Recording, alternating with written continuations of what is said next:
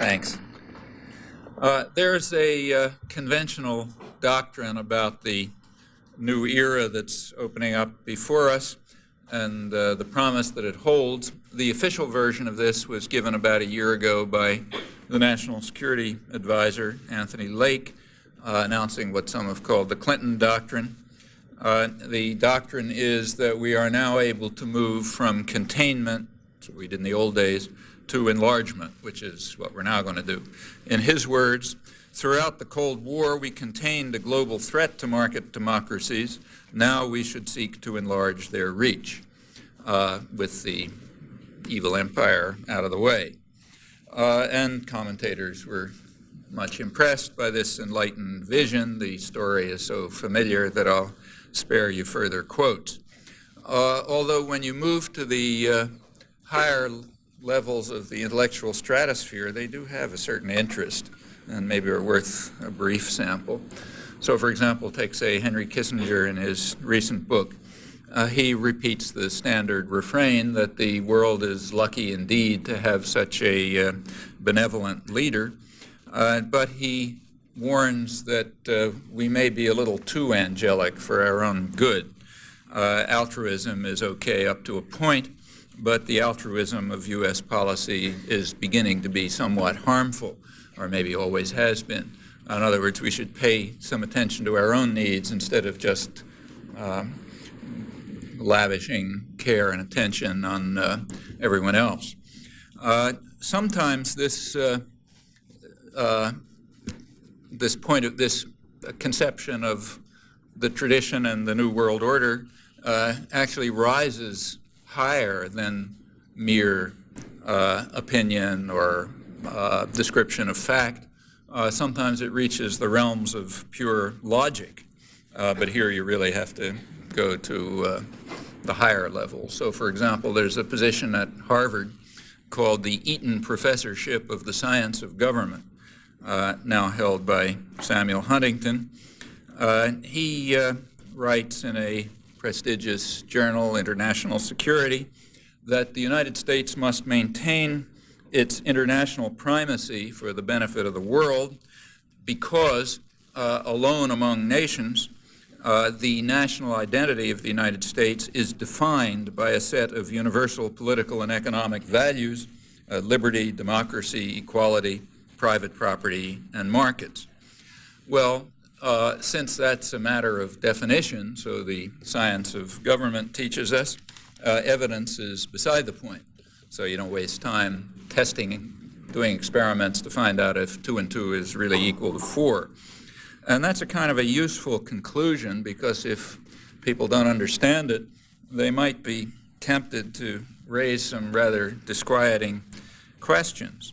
To pick just, say, the period of the peak period of American liberalism, take, say, the Kennedy administration, and somebody might want to know just how the Kennedy administration was containing the global threat to market democracies when it prepared the overthrow of the parliamentary government of Brazil, installing a regime of killers and torturers, and setting off a plague of neo-Nazi national security states that spread over the hemisphere, always with firm U.S. support and, in fact, direct participation. And indeed, the actions were presented at the time as a great victory for democracy.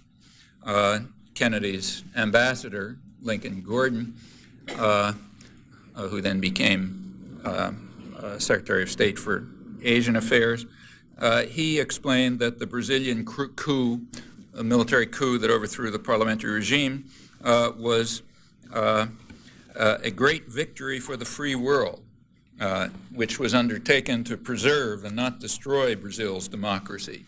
It was, he called it a democratic revolution, which was the single most decisive victory for freedom in the mid-20th century. And then he added that also it should create a greatly improved climate for private investment. So in that sense, at least, it did contain a threat to market democracy in a rather special sense. He went on from there, if my memory is correct, to become president of a great university, not very far from here. Well, we also would not have to evaluate other cases, given that the U.S. commitment to these splendid values is a matter of definition. In fact, we can put aside the whole historical record, which unfortunately reveals a rather systematic relationship between U.S. policy and democracy and human rights and indeed markets. I'll come to that. One example is the close correlation that's been demonstrated repeatedly between U.S. aid and torture. The more a government tortures its citizens, the more likely it is to receive U.S. aid. The correlation includes military aid. It's independent of need. It's not just that the torturing countries are the needier. And the correlation remains alive right through the period when human rights was the soul of our foreign policy, back in the late 1970s. And indeed, the correlation remains quite alive today, notably in the region that's most subject to U.S. power and therefore most revealing about our real values. The leading human rights violator in the hemisphere now, first place has been taken by Colombia, where the record is really horrendous. And in fact, it is the recipient of more than half of U.S. military aid, increasing under Clinton. Now, the pretext in Colombia is not fighting communism. That doesn't work anymore. It's fighting narco-trafficking, although nobody even tries to conceal the fact that the security forces that the United States is training and arming, and the government itself, is deeply involved with narco-trafficking, which indeed has been abetted by U.S. policy in some quite remarkable ways. If there's time, I'll give some examples. But the useful point is that any such questions are irrelevant if indeed the commitment to democracy and markets and human rights and all good things is simply a matter of definition. Well, I don't want to imply that everyone thinks that facts are irrelevant, that it's just a matter of logic. That's unfair. So let's say take democracy. There is, in fact, interesting work on democracy and U.S. policy with regard to democracy, particularly in the recent years. Some of the most interesting work I know is scholarly work is by a man named Thomas Carruthers, who's written a book and several articles about it, studies of U.S. relations to democracy in the 1980s. And he has the advantage of writing as an insider. He was in the State Department, the Reagan State Department, working on the legal sub-department, working in particular on the what they call the democracy enhancement programs. So he writes both as an observer and as a participant. And the study is interesting. He starts by pointing out that he's convinced that the U.S. effort to enhance democracy in Latin America was sincere, but unfortunately it was a failure. And as he points out, he doesn't point this out, but as the record shows, and he presents it quite honestly, the failure is rather systematic, oddly systematic. The way it works is that where U.S. influence was least, progress towards democracy was greatest, namely in the Southern Cone, where down far south, where the U.S. had least influence. There was indeed progress toward democracy. The Reaganites strenuously opposed it, as Carruthers accurately points out, and then, of course, took credit for it once it became irreversible. Well, that's where U.S. interest was least, influence was least. Where U.S. influence was greatest, in Central America, progress was least. Here, as I'll just quote you Carruthers' own conclusion, these are the programs he was involved in, incidentally. Washington inevitably sought only limited top-down forms of democratic change that did not risk upsetting the traditional structures of power with which the United States has long been allied. The United States, he said, sought to maintain the basic order of quite undemocratic societies and to avoid populist-based change that might upset established economic and political orders and open a leftist direction. In other words, we sponsored democracy as long as it came out the way we ordered it to come out, with the old non-democratic structure remaining and the anti-democratic elites that were allied to U.S. power in charge. Otherwise, we didn't sponsor it. In fact, we're observing that again right now before our eyes. In many places, Haiti's a dramatic example. If you look at what's really happening. When we turn to the real world, away from the world of ideology, I think we find that democracy and markets and human rights are under serious attack in much of the world, more so than for many years, including the leading industrial democracies. The most powerful of them, the United States, is in fact leading the attack. And in the real world, the United States has never supported free markets from its earliest history until the Reagan years, which in fact set new standards for protectionism and state intervention in the economy, contrary to many illusions, which in fact are fostered by the ideological institutions but are easily demonstrated to be false.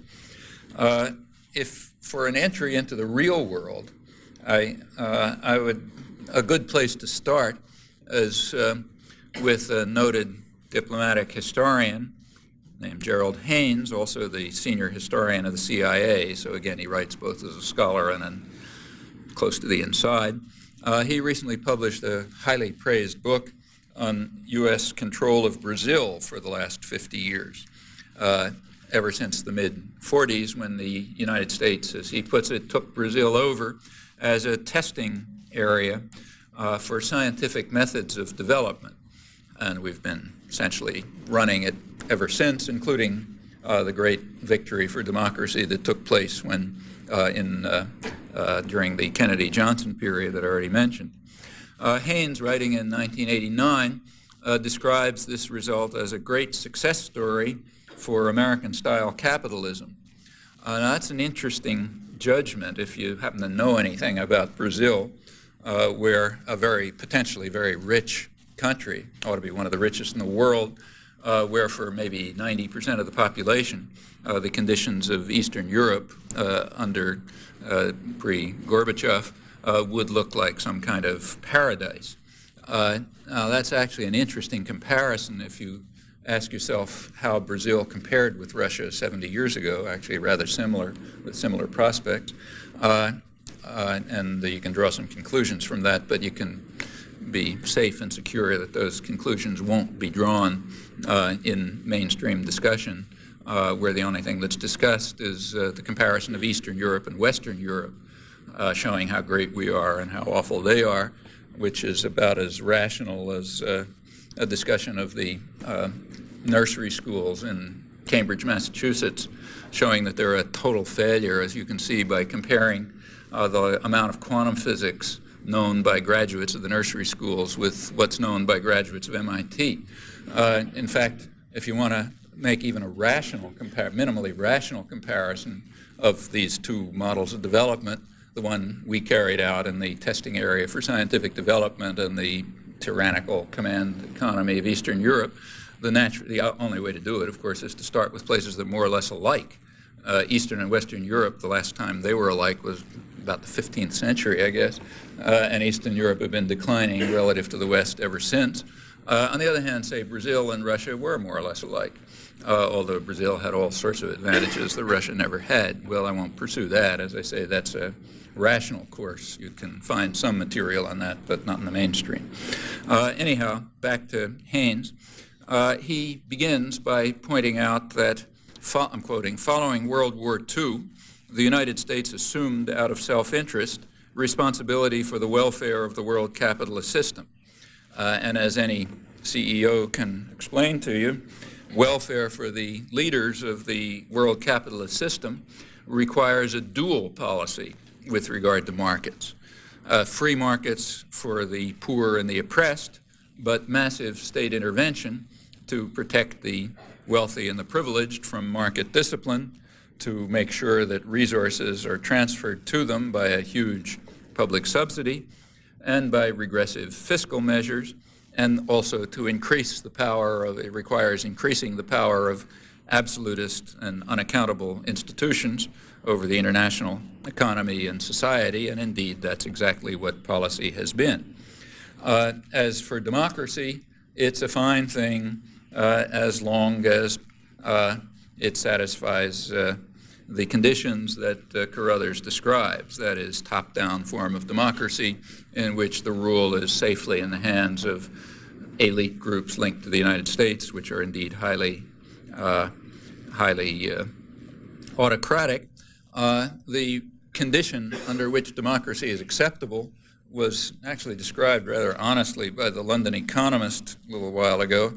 They were writing, this was right after the Polish elections, where the Poles had voted against the policies that the London Economist and its readers favor.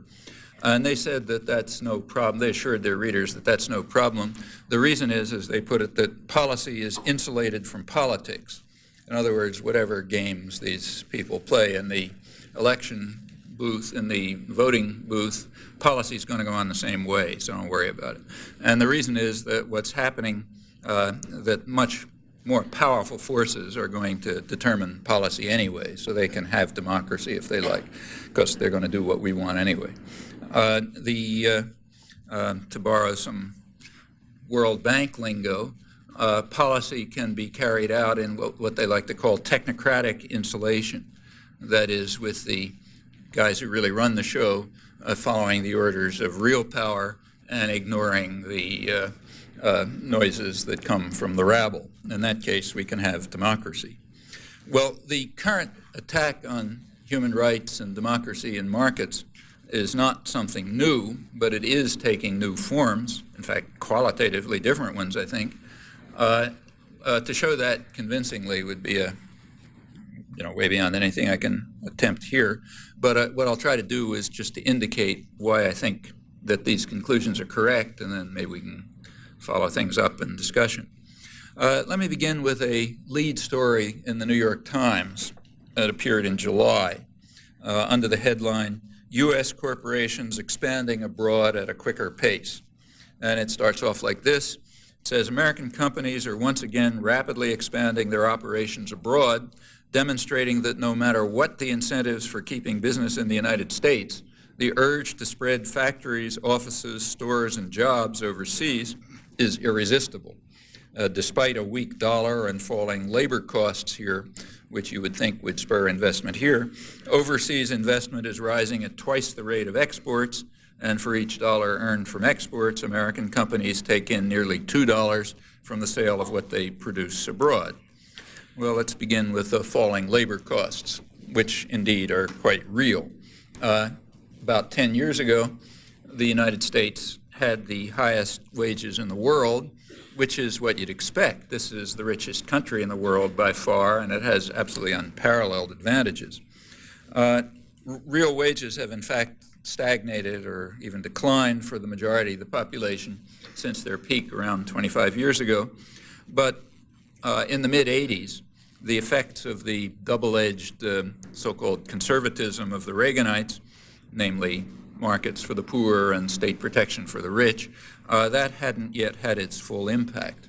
By 1993, the impact was quite obvious. The Wall Street Journal was able to exult over what it called a welcome development of transcendent importance, namely U.S. labor costs had fallen below all other leading industrial powers, apart from England. We actually did fall below England for a while, but then Margaret Thatcher succeeded in driving the working people and the poor down even more efficiently than us. Meanwhile, profits were rising to new heights. Earlier this year, every year, Fortune magazine has the big business magazine, has a review of the Fortune 500, the 500 top guys. And earlier this year, they reported dazzling profits, that's their word, for the 500 top corporations, even though sales were stagnating. So wages are going down, sales are stagnating, and profits are zooming to dazzling heights, sometimes called a paradox. In fact, if you look at social policy, it's not terribly paradoxical. There are other things happening too, along with decline in wages for the majority of the population, and that continues through the so-called recovery. Work hours are increasing. They're now at the highest level since the Second World War. The 40-hour week has long been forgotten. And markets are becoming more flexible. It's a technical term, which means that when you go to sleep at night, you don't know if you're going to have a job next morning. That's, as any economist can explain to you, that's a contribution to the health of the economy. it's a contribution to the health of the economy when you eliminate what are called market rigidities, like job security and contracts, pensions, union laws governing health, safety in the workplace, and so on. Those are all market rigidities which we want to eliminate in the interest of the health of the economy. Health of the economy is a carefully defined term, designed so that it refers to certain factors, it brings in certain factors and not others, including not the factors that even the World Bank concedes are major factors in economic growth, like equality. It's an economy can be very healthy by this measure, while the population is in fact suffering miserably. In fact, that happens constantly, and there's even another technical term for that. It's called an economic miracle. It means the privileged few are doing beautifully, the numbers look fine, foreign investors are enriching themselves, and the population may be starving to death. Well, these developments are welcome to other sectors of the world capitalist system for whose welfare the United States has provided, as the senior historian of the CIA puts it. One immediate effect of the free trade agreement with Canada was the flight of several 100,000 jobs to the southeast United States, where labor markets are very flexible. There's no need for concern about such archaic ideas as unions or benefits or security, or for that matter, for the rights that are guaranteed in the Universal Declaration of Human Rights, to which we make proper obeisance when there's some political gains to be made from that, and other laws and conventions. And the news, of course, reached Europe as well, including Germany, where labor costs per unit output were 60% higher than the United States, according to the Wall Street Journal. Just at that time, Germany's largest conglomerate, Daimler-Benz, established a major factory in Alabama where it was offered the usual benefits that are expected from third world countries at a cost to the taxpayer that was considered exorbitant even by the Wall Street Journal, which rarely has a harsh word for foreign investment.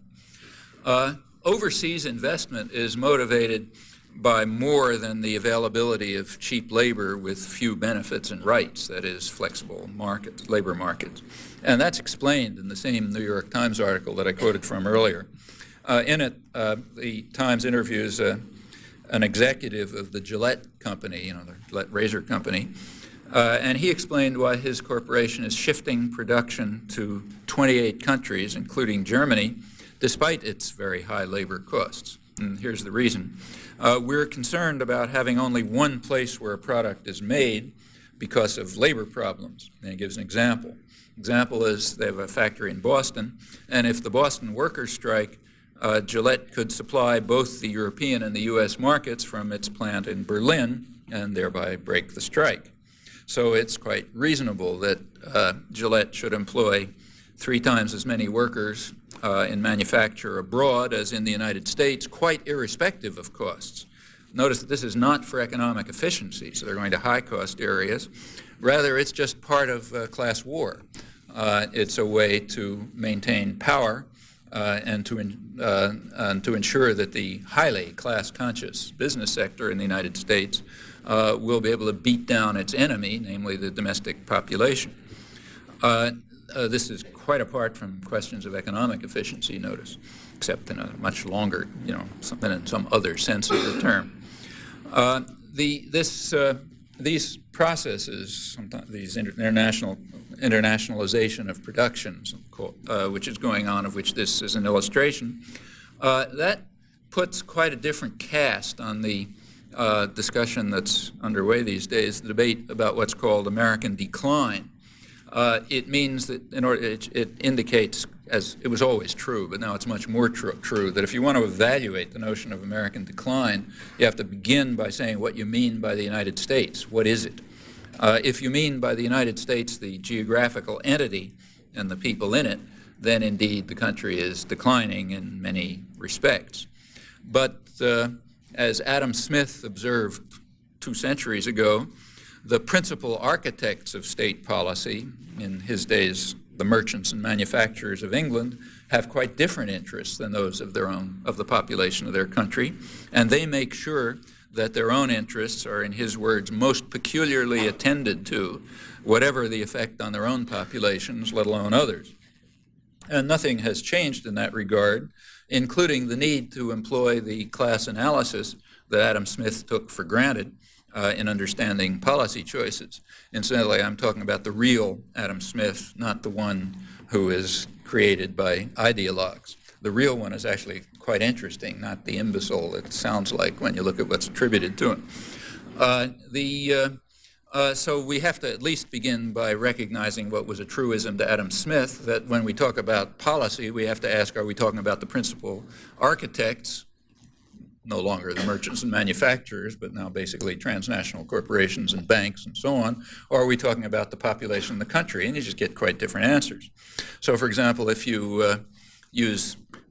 refer to the principal architects of policy, it's quite natural to discover that U.S. manufacturing production is indeed declining, namely when you consider the geographical entity, but it's holding its own quite well if you consider the share in global production of U.S.-based corporations, just different concepts of the United States. So all is fine, in other words, if you adopt the perspective of the principal architects of policy. And the same conclusions hold with regard to the famous trade deficit. If you consider international borders, the United States has a huge trade deficit, and it's expected to go up, in fact. But recently, the Commerce Department recalculated the trade deficit on a different way. They counted profits of U.S. companies abroad as U.S. exports. Well, when you did that, the deficit turned into a huge surplus. And that recalculation was quite reasonable, the Wall Street Journal explained in reporting it, because the profits gained abroad benefit companies domestically. So therefore, they should be regarded as like, exports, basically. The recalculation interprets the words United States in the terms that matter for the principal architects of policy in Adam Smith's sense, not the geographical area or its people, but rather the people who count, that is, the beneficiaries of the powerful welfare state for the rich, which indeed was enhanced under the Reagan years. The end of the Cold War provides rich new opportunities for increasing the privilege and power of Western investors. Partly that's simply because much of the region is being returned to its traditional third world service role. In my opinion, that's what the Cold War was basically about, but that's another topic. I'll put it aside. In any event, that's plainly happening. It's going back, most of it, to where it was relative to the West about 70 years ago, and for Eastern Europe, 50 years ago. Also, these developments offer the principal architects of policy and the institutions they represent, it offers them new weapons against their domestic enemy, namely the population at home, and that's quite an important matter. Workers in the East are skilled and healthy and well-educated, although that, in fact, is changing because of the precipitous and disastrous decline in quality of life standards in most of Eastern Europe since 1989, as the capitalist reforms were imposed, and they, in fact, were returned to the third world where they're supposed to be. UNESCO has a recent report in which they try to give put some numbers on this, and they estimate, for example, about 500,000 extra deaths a year in Russia alone as a result of these measures, which incidentally they say they approve of, though not the way they're carried out. The workers in the East, nevertheless, still are, they may not remain, but they still are skilled and well-educated, and of course they're also blonde and blue-eyed, which overcomes another unspoken problem about the third world. They're willing to work longer hours than what the business press calls their pampered colleagues in the West, thanks to pauperization and massive unemployment resulting from the free market reforms. I'm quoting the London Financial Times in a kind of an upbeat column about the East headed "Green Shoots in Communism's Ruins." This is pretty awful, but there's some green shoots, like the pauperization and mass unemployment, which means that they'll work much harder than their pampered Western workers. They don't receive many benefits, nice flexible labor market, and wages are kept low by harsh labor policies of the powerful states doing their job. Meanwhile, foreign investors benefit additionally from tariff protection, subsidies, tax holidays, and the other familiar concomitants of really existing free market policies.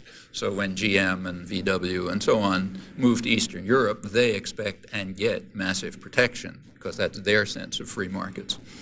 Well, the business press has been quite frank in warning Western workers that they're going to have to abandon what Business Week calls their luxurious lifestyle in the face of international competition, now including the traditional third world in the East, returning to its service role. When economists talk about this, they usually talk about job shift and then point out rightly that we don't know a lot about that, but that's the least of it. The threat of job shift alone suffices to make labor markets more flexible, that is, to lower wages, eliminate benefits, and so on in a more internationalized economy for obvious reasons.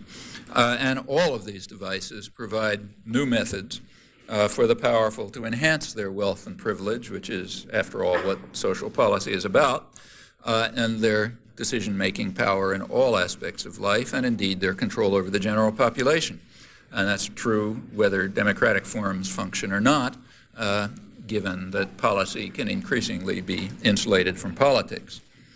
Well, over the last century and a half, workers have won many rights for themselves and for the general population in long and hard struggles. In the United States, they faced levels of state corporate violence that were unique in the West. But in the United States, these rights have been eroded and by now have almost been completely destroyed by a major state corporate offensive starting right after World War II. Ever since the Reaganite takeover, the offensive simply became open partnership in crime.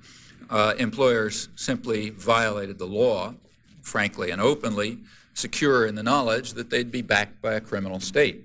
All of this, incidentally, is reviewed in some detail and quite accurately in Business Week in a cover story last May, which you might want to have a look at. The conclusion is that crime does pay, particularly when state power is behind it. That's a principle that's understood very well by our clients abroad as well. As for the global social and economic crisis, it's quite real, and people feel it, and they feel it rightly. Often it's recognized, in fact, and it's usually attributed to inexorable market forces which of the kind that David Ricardo called as immutable as the principles of gravitation, and an earlier exercise of ideological warfare when classical economics was sort of created.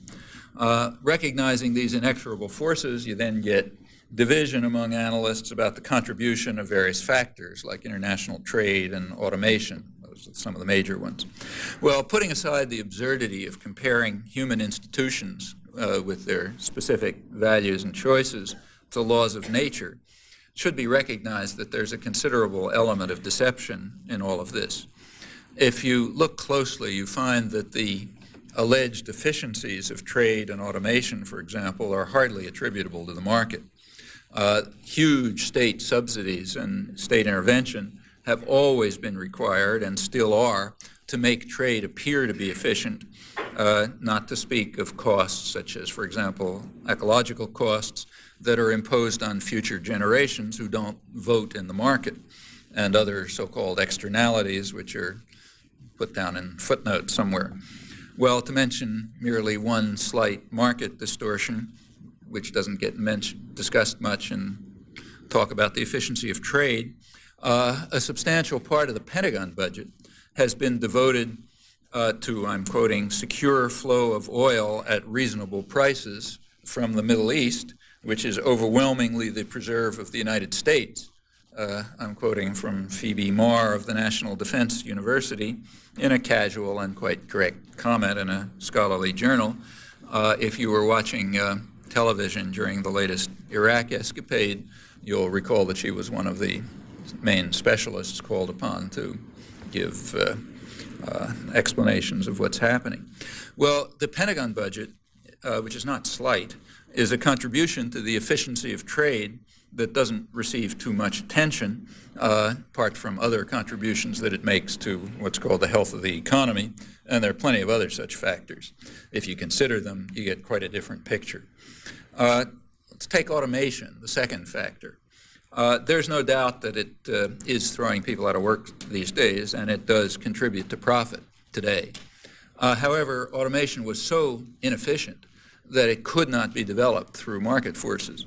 It had to be developed through decades of protection in the state sector. That's what's called here the defense system. That's just the state sector of the economy, which the public pays for until something profitable comes out, at which point it's handed over to private power. This has been studied very extensively and very revealingly by David Noble, formerly of my university, now in Canada. Works very much worth reading. And furthermore, as he demonstrates, the specific form of automation that was selected was not inherent in the technology, nor was it picked for reasons of economic efficiency.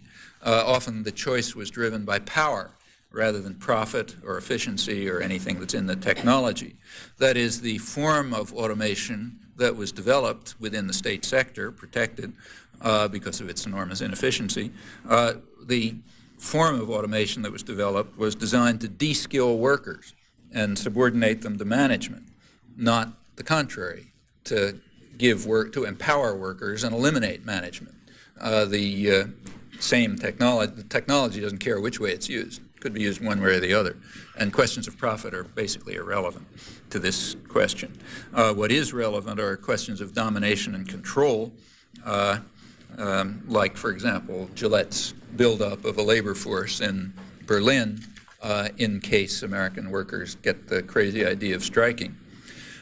What is in fact happening in the world has less to do with markets than it does with raw concentrated power and class war of the kind that was obvious to Adam Smith. Increasingly, this power is vested in unaccountable institutions. There are changes in the international economy that have offered real hopes for reversing and unraveling the advances in democracy and human rights that had been achieved in more than a century of bitter struggle. One factor is just the internationalization of the economy, which offers very effective weapons against working people, as I mentioned, as is obvious. Another factor, which sort of goes along in parallel with that, is the huge explosion in unregulated financial capital, and also which has just exploded since around 1970, when the regulatory system was dismantled by Richard Nixon, the Bretton Woods system. And not only has the scale grown enormously, but so has the composition.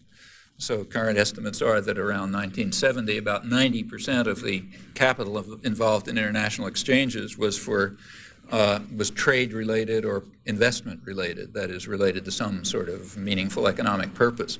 And about 10% was speculation, like speculation against currencies.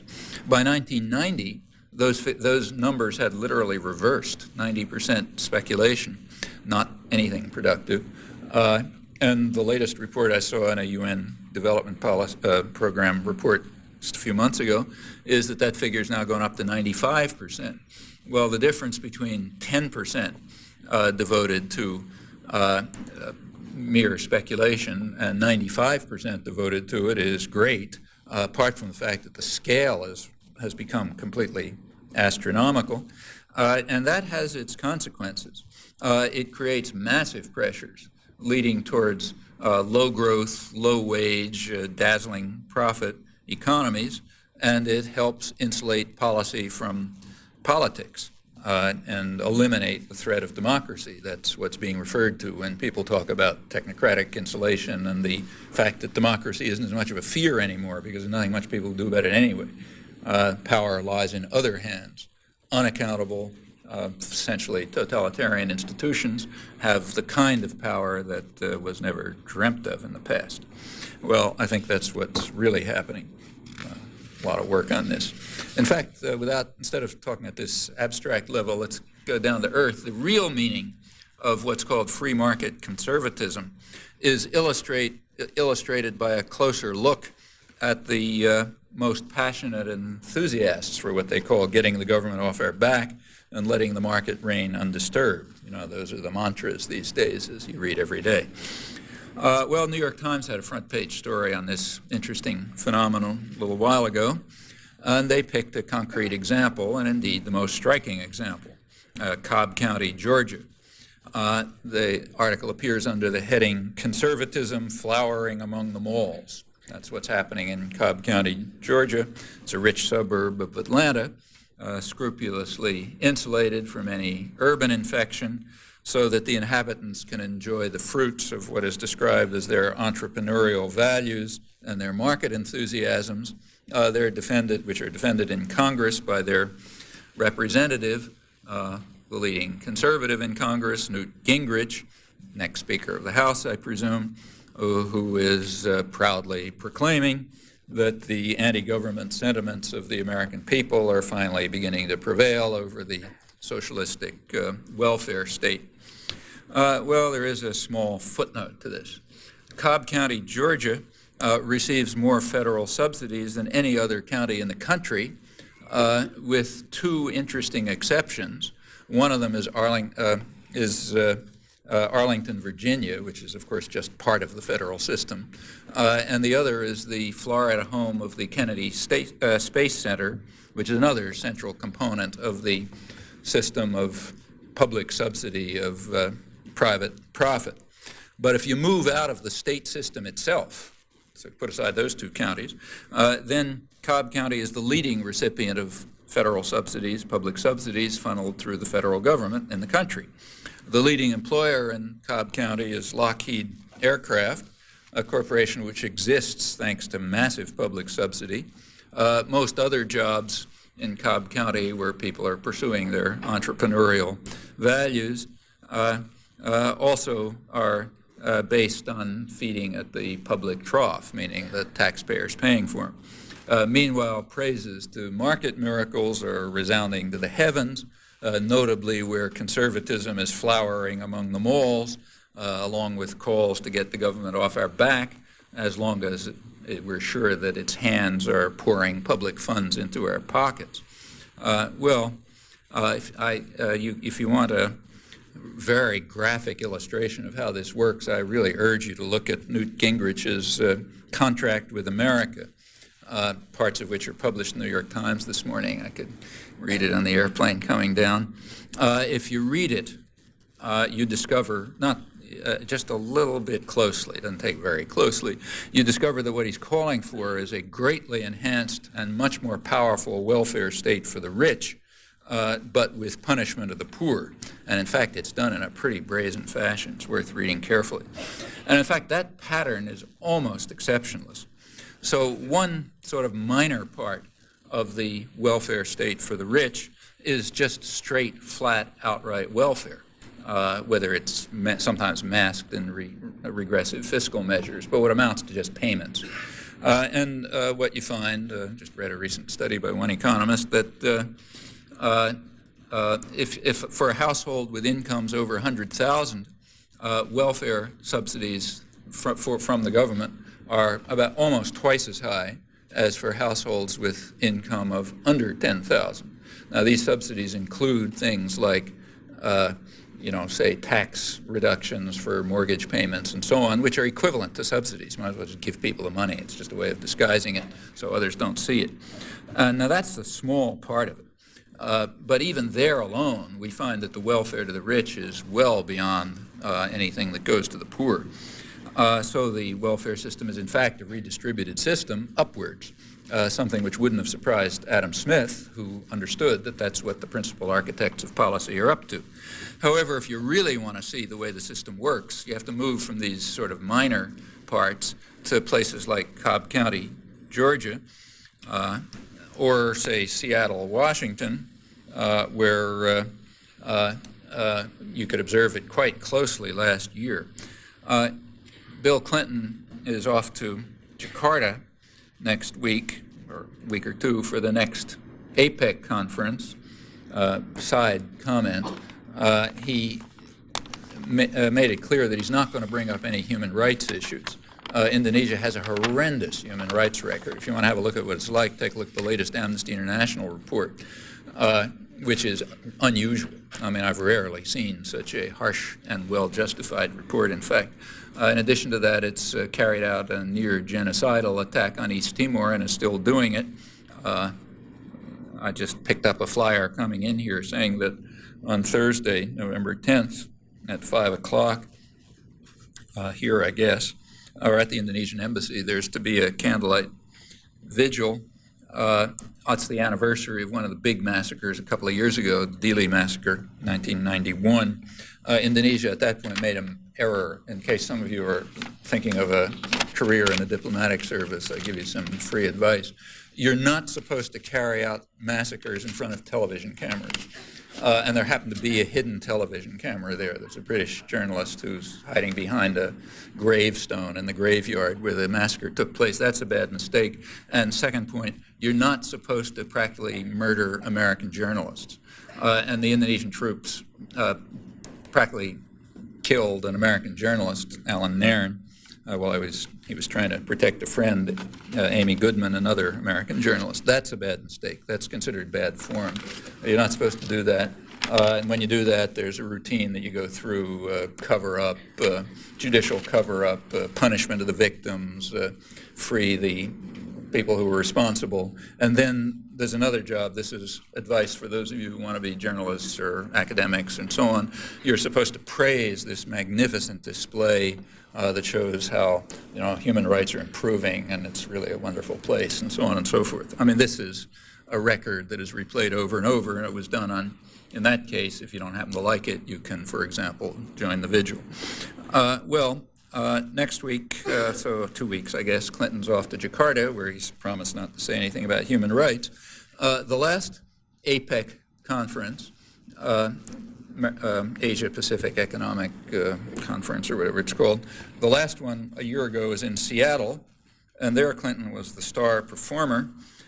He offered what the press described with great awe as his grand vision of the free market future, a lot of admiration.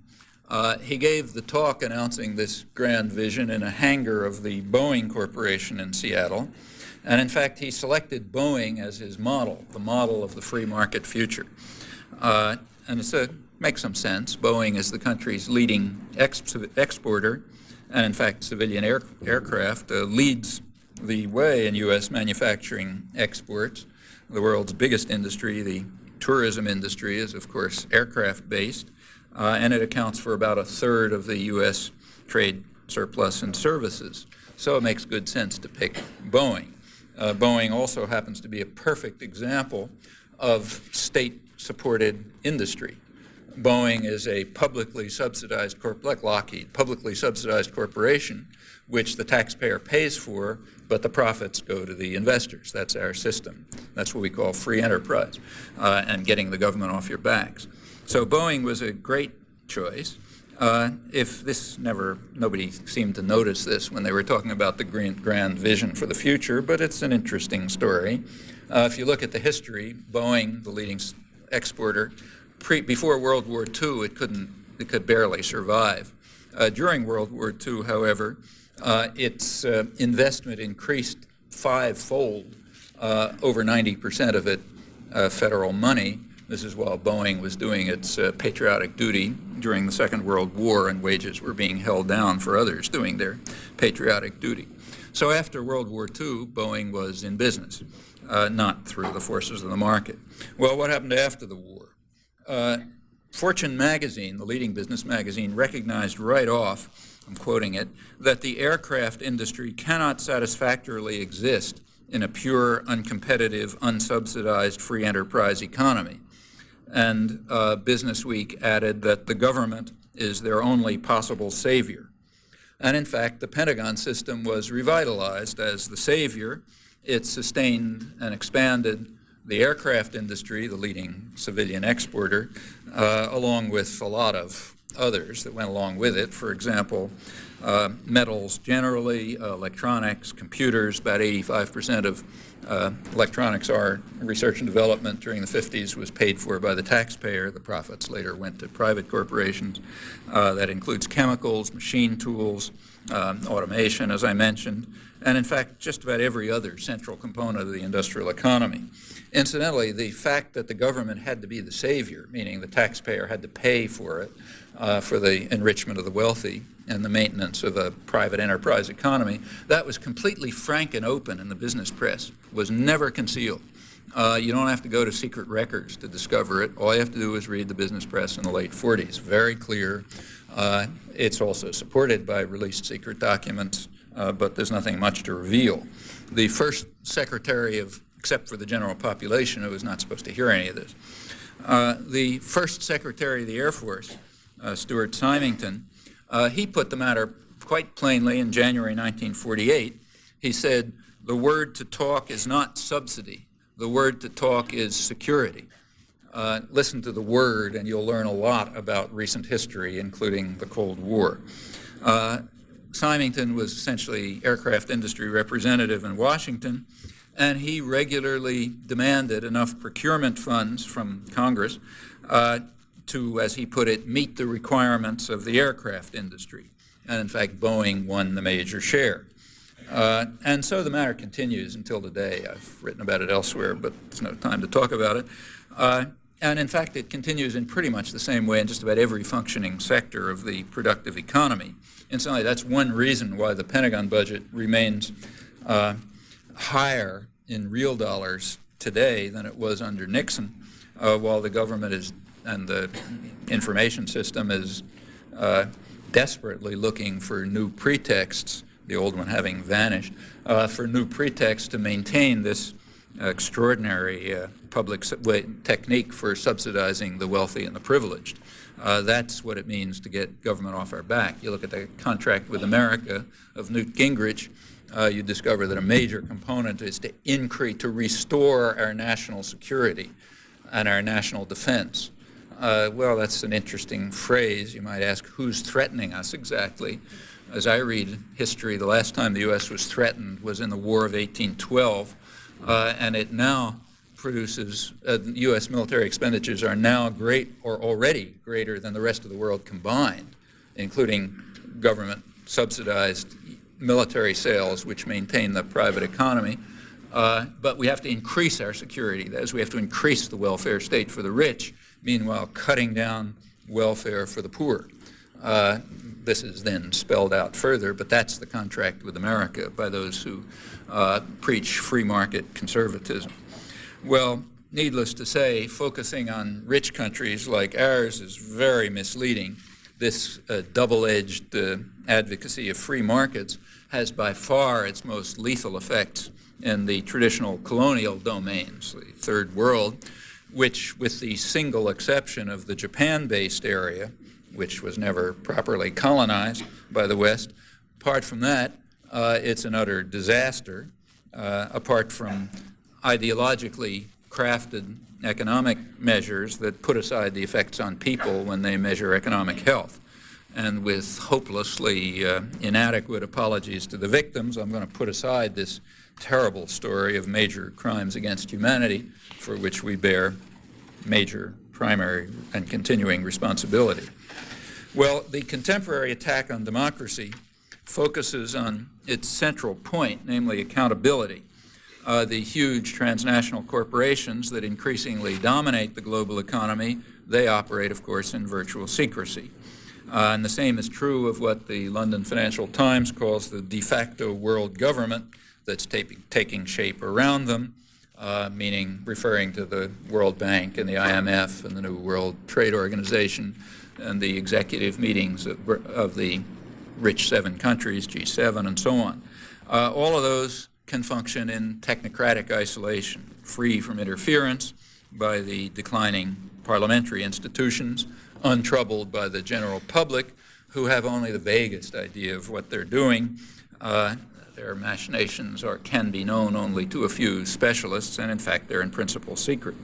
Well, meanwhile, there's a growing sector, kind of a growing surplus population, who don't contribute much to profit, if anything, and therefore don't have any human rights under standard values, the values that we're trying to extend over the world.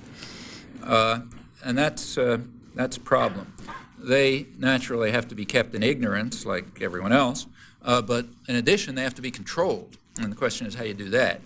Well, that problem is faced rather directly in the third world domains that have long been subject to Western control and therefore reveal most clearly the actual guiding ideals of the leaders, at least if you apply rational standards. There, the favored devices include large-scale terror, death squads, torture, and other similar methods of proven effectiveness. A dramatic example is the terrorist war against Central America during the 1980s, against democracy and independence, largely against the church, in fact. Proceeding right now, incidentally, Colombia is the leading example. Within the United States, however, the methods of choice are somewhat different. The primary method so like we don't send out death squads to kill the superfluous people. We do it in other more indirect ways. The primary way has been just to keep the superfluous population locked up in urban slums that increasingly resemble concentration camps. Or if that fails, lock them up in prisons. Those are the counterpart in a richer society to the death squads that we train and support in our domains. In June 1994, the Justice Department reported that the number of state and federal prison inmates in the United States had almost tripled since 1980, reaching record heights. Under Reaganite conservatism, the U.S. left its main competitors, Russia and South Africa, well behind in locking up its population, although you'll be happy to learn that Russia has just caught up thanks to the free market reforms. Actually, the highest rate of imprisonment is under the leading U.S. client regime. Human Rights Watch has just pointed out in a study of torture in the Israeli-occupied territories. The largely fraudulent drug war has been very effectively used, and indeed is crafted, to imprison the unwanted population in the United States, and the new bipartisan crime bill should facilitate the process with its vast new expenditures for prisons, its sharp increase in the death penalty, and much harsher sentencing procedures. Also, it's worth bearing in mind that the crime bill gives a lift to the economy. It's a Keynesian technique of economic stimulus, a lot of big impulse to the construction industry and so on, and a lot of jobs for just controlling people. It's one of the fastest growing white-collar professions in the United States is security personnel, including prison guards. The great increase in prisons also creates a very cheap, in fact zero pay, virtually zero pay, and highly disciplined labor force for private corporations and state industry. So it's pretty useful for the economy, and you can see then why Newt Gingrich's Contract for America calls for a very rapid expansion in this highly efficient device of increasing state power and ridding ourselves of people who have no rights by the simple standard that they don't contribute to profit making. It's worth paying close attention to this. One of the leading American criminologists, William Chambliss at George Washington University, he discusses what he calls the politics of law and law enforcement, and the politics of it are very interesting, as he shows. He points out, as have plenty of others, that crime hasn't really changed very much in the last 20 years in scale or even in character, but the perceptions have changed a lot. And furthermore, the punishment has gone up very fast and in highly restricted and specialized ways, targeting the most vulnerable sectors of the population, mainly blacks. Over half the prisoners in federal prisons, about 30% in state prisons, are there for drug violations. Two-thirds of the arrests in 1992, last year for which there are good statistics, were for possession, not for sale and manufacture. So take a look at your favorite federal lockup, and you won't find many executives of chemical corporations that provide the materials or banks that launder the money, rather for possession, like kids on the street. Blacks account for 2/3 of the prisoners convicted for drug offenses, even though studies have shown that more whites than blacks use illegal drugs, and of course about 80% of the population is white. And furthermore, the laws themselves are very carefully crafted. So it happens for various reasons that in the urban ghettos, crack cocaine is the favored drug, whereas in the white suburbs, it's powdered cocaine. Have a look at the laws for those two, and you'll find that the punishments are radically different. In fact, black males are considered a criminal population by law enforcement officials, so Chambliss concludes from quite interesting studies that are available. This includes direct observation in a project with the Washington police in which, law students and so on travel around with the police and just take transcripts of what's happening. He says they're treated as a criminal population. I don't think that's exactly correct. Criminals are supposed to have constitutional rights, but as his and other studies show, that's not true for the black population, which is treated more like a population under military occupation. It's not a criminal population. Actually, the drug war goes down to fine detail when you look closely. They're in Colombia, where the situation is monstrous. There nevertheless are human rights groups functioning. The most active is a Jesuit-based Peace and Justice group. They just came out with a report on atrocities in the last year, a horrendous report. But they also include an appendix on the drug cartels, which is kind of intriguing. Colombia is the main source of, illegal drugs here, high technology illegal drugs. And there are two major cartels. There's the Medellin cartel and the Cali cartel. And they've been treated quite differently, they point out. The Medellin cartel has been destroyed, essentially. The Cali cartel is flourishing. And the authors go into the reasons. The Medellin cartel was lower class in origins, and it had something of the character of mafia-style populism. That is, the guys who came up to the top, Pablo Escobar, for example, undoubtedly big gangsters, but they also would build soccer fields and for the poor, and if your kid was starving, dying of a disease, you could go and they'd give you drugs and so on. This is a familiar sort of semi-feudal pattern that you find. And besides, they were lower class in origin, so they were wiped out. The Cali cartel are just big bankers and industrialists, so nobody's going to touch them. In fact, they're flourishing, killing people as much as they like, doing anything they want, but they're the right kind of drug peddlers, the kind we like. So as I say, when you look closely at the drug war, you find that in the finest detail, it conforms to the worst predictions that one might make by following Adam Smith's advice and asking what the principal architects of policy are likely to design for their own interest.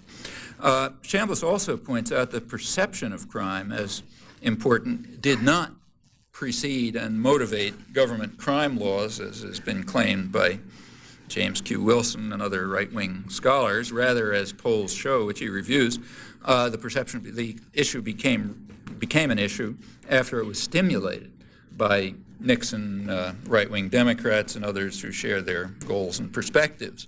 The reasons why blacks are targeted are obvious. They just don't have any clout, and they can't defend themselves, are the obvious target.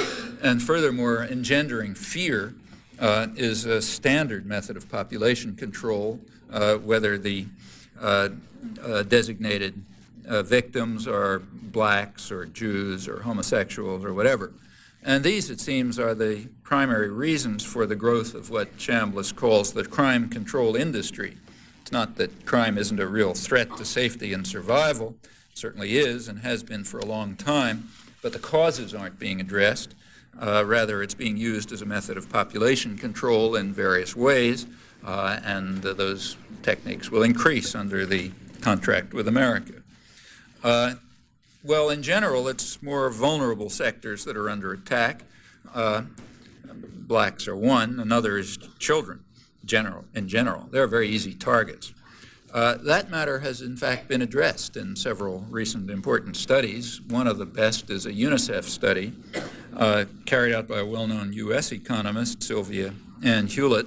It's called Child Neglect in Rich Societies. UNICEF usually deals with poor countries, but this one deals with rich countries. And it makes quite interesting reading. Hewlett studies the last 15 years And she finds a very sharp split between two different approaches to children, which she calls an Anglo-American model and a continental Europe-Japan model. Others have found the same split. The Anglo-American model, Hewlett points out, is, in her words, a disaster for children and families. The European model, in contrast, has improved their situation considerably, though the economic problems faced are more or less the same. Hewlett, like other writers, attributes what she calls the disaster for the Anglo-American model for children. She attributes that to the ideological preference for free markets. That's only half true, as I've mentioned. Whatever one wants to call the reigning ideology, it's unfair to tarnish the good name of conservatism by applying it to this form of violent, lawless, reactionary statism, which has nothing much to do with markets except for the poor. Well, causes aside, there isn't much doubt about the effects of the free market for the more vulnerable, what Hewlett calls the anti-child spirit that is loose in these lands, speaking primarily of the United States and Britain. This neglect-filled Anglo-American model, as she writes, has largely privatized child rearing while making it effectively impossible for most of the population. And the result is predictable, a disaster for children and families. In contrast, in the much more supportive European model, social policy has strengthened support systems for families and children, and it shows, as she demonstrates. And it's no secret. There's a blue ribbon commission of the state boards of education and the American Medical Association, which pointed out recently that never before has one generation of children been less healthy, less cared for, or less prepared for life than their parents were at the same age. Though remember, that's only true in the neglect-filled Anglo-American societies where an anti-child, anti-family spirit has reigned for 15 years under the guise of conservatism and family values. Now that's a remarkable triumph of propaganda and a real tribute to the free press and the intellectual community. A symbolic expression of this disaster for children and families is the fate of there's an International Convention on the Rights of the Child. When the UNICEF study came out, it had been ratified by 146 countries, but not the only one that counts, namely the United States. Although, for fairness, we should add that Reaganite conservatism is quite Catholic in its anti-child spirit. So the World Health Organization voted to condemn the Nestle Corporation for aggressive marketing of infant formula, which kills many children in the third world. The vote was 118 to 1. Well, all that's minor, I should add, as compared with what the World Health Organization calls the silent genocide. They're referring to the estimated 11 million children who die every year as the result of free market policies for the poor and the refusal of the rich to give what amounts to pennies of aid. Another symbolic expression of the disaster is a new line of greeting cards from the Hallmark Corporation. One of them says, "Have a super day at school," and it's supposed to be placed under the cereal box in the morning. Another says, "I wish I were there to tuck you in." That's supposed to stick out under the pillow at night. The point is that parents just aren't home. That's one effect of the anti-child, anti-family spirit that's engendered by conservatism with its respect for family values. In part, this disaster for children and families is simply the result of falling wages. State corporate policy has in fact been designed to increase inequality radically, and it's succeeded in that. People have to work much longer hours to survive. For much of the population, as the UNICEF report shows, parents have to work 50 or 60-hour work weeks, two parents, merely to provide necessities. And the elimination of such market rigidities as contracts and job security means that you work extra hours at lower wages or else. That's a flexible labor market. And under those conditions, it doesn't take a great genius to predict the consequences, and the statistics show it. Still going through the UNICEF study, contact time between parents and children is down about 40% and high-quality contact time when they're really interacting has virtually disappeared for many families.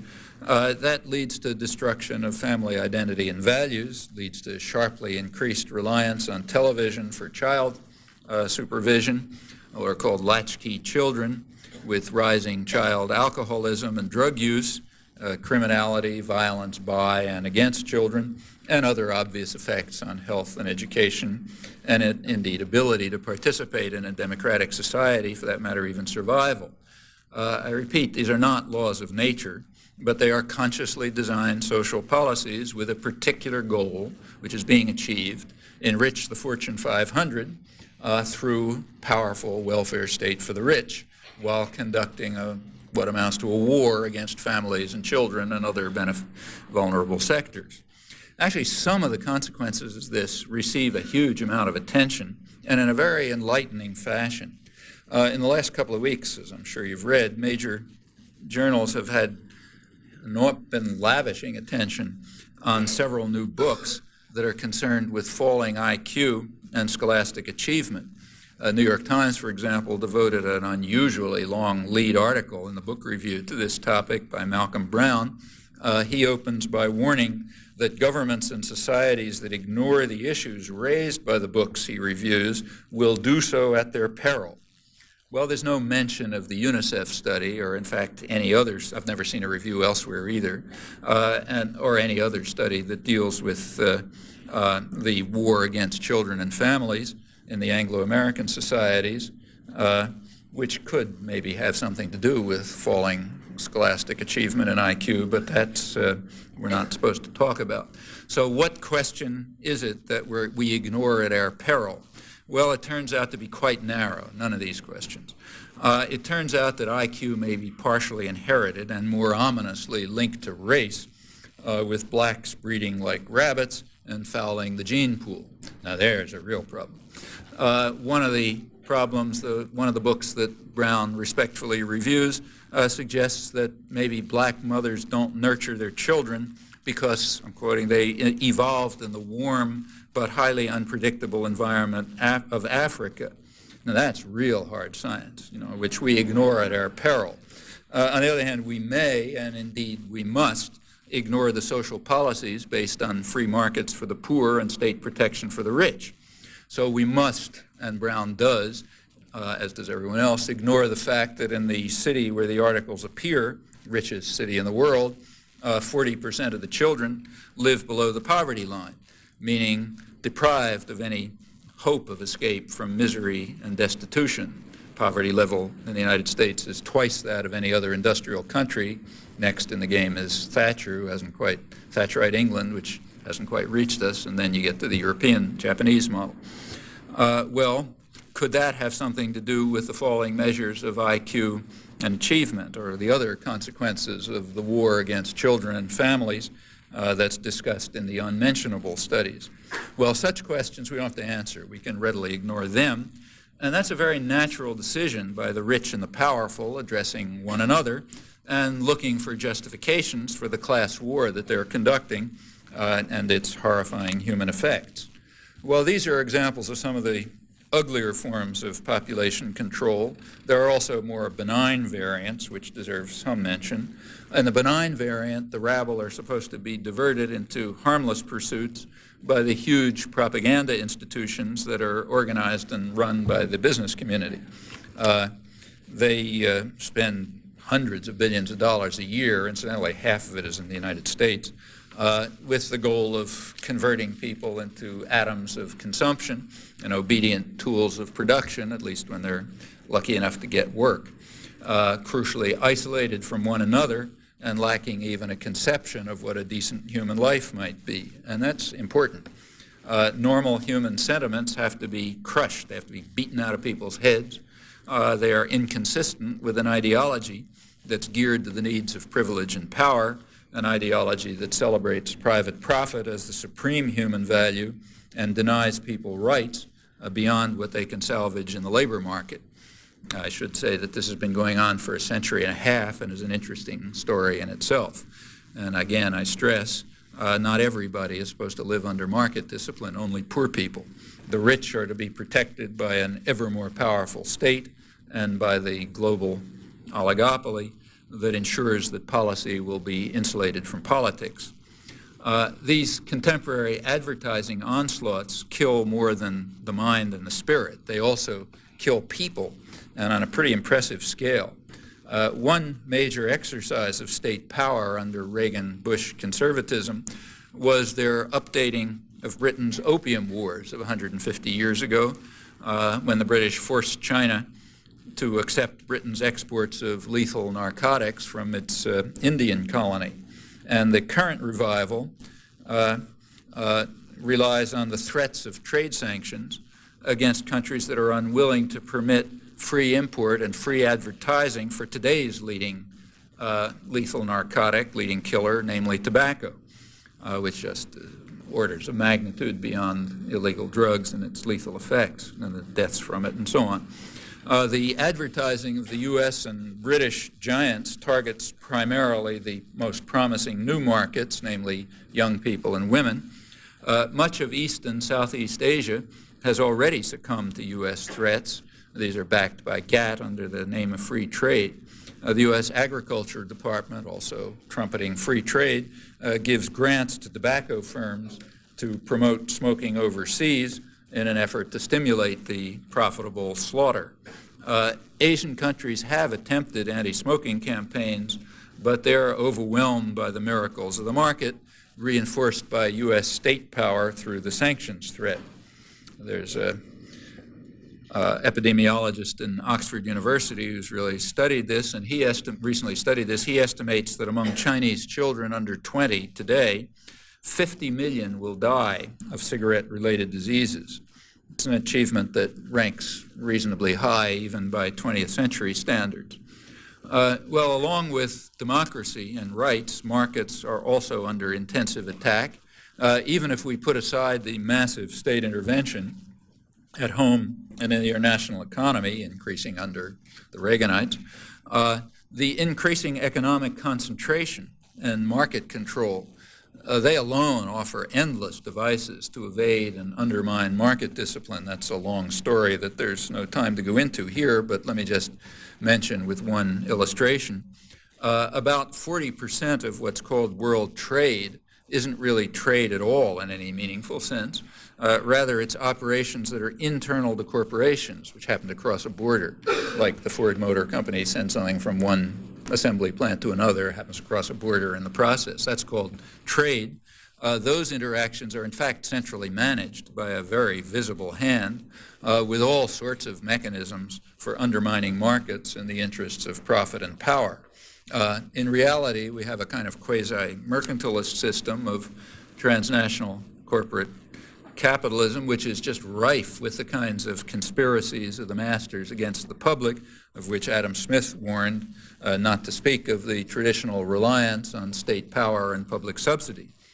There's a 1992 study of the OECD, the rich countries, which concludes, sorry for the jargon, but I'll translate it into English afterwards, oligopolistic competition and strategic interaction among firms and governments, rather than the invisible hand of market forces, condition today's competitive advantage and international division of labor in high technology industries, as indeed in agriculture and pharmaceuticals and services and major areas of economic activity in general. In other words, what really makes things efficient is oligopoly, big corporations working together in quasi-conspiracies, and interactions with the state power that defends and protects them. That's what really works in today's economy, according to the Organization of the Rich Countries of the World.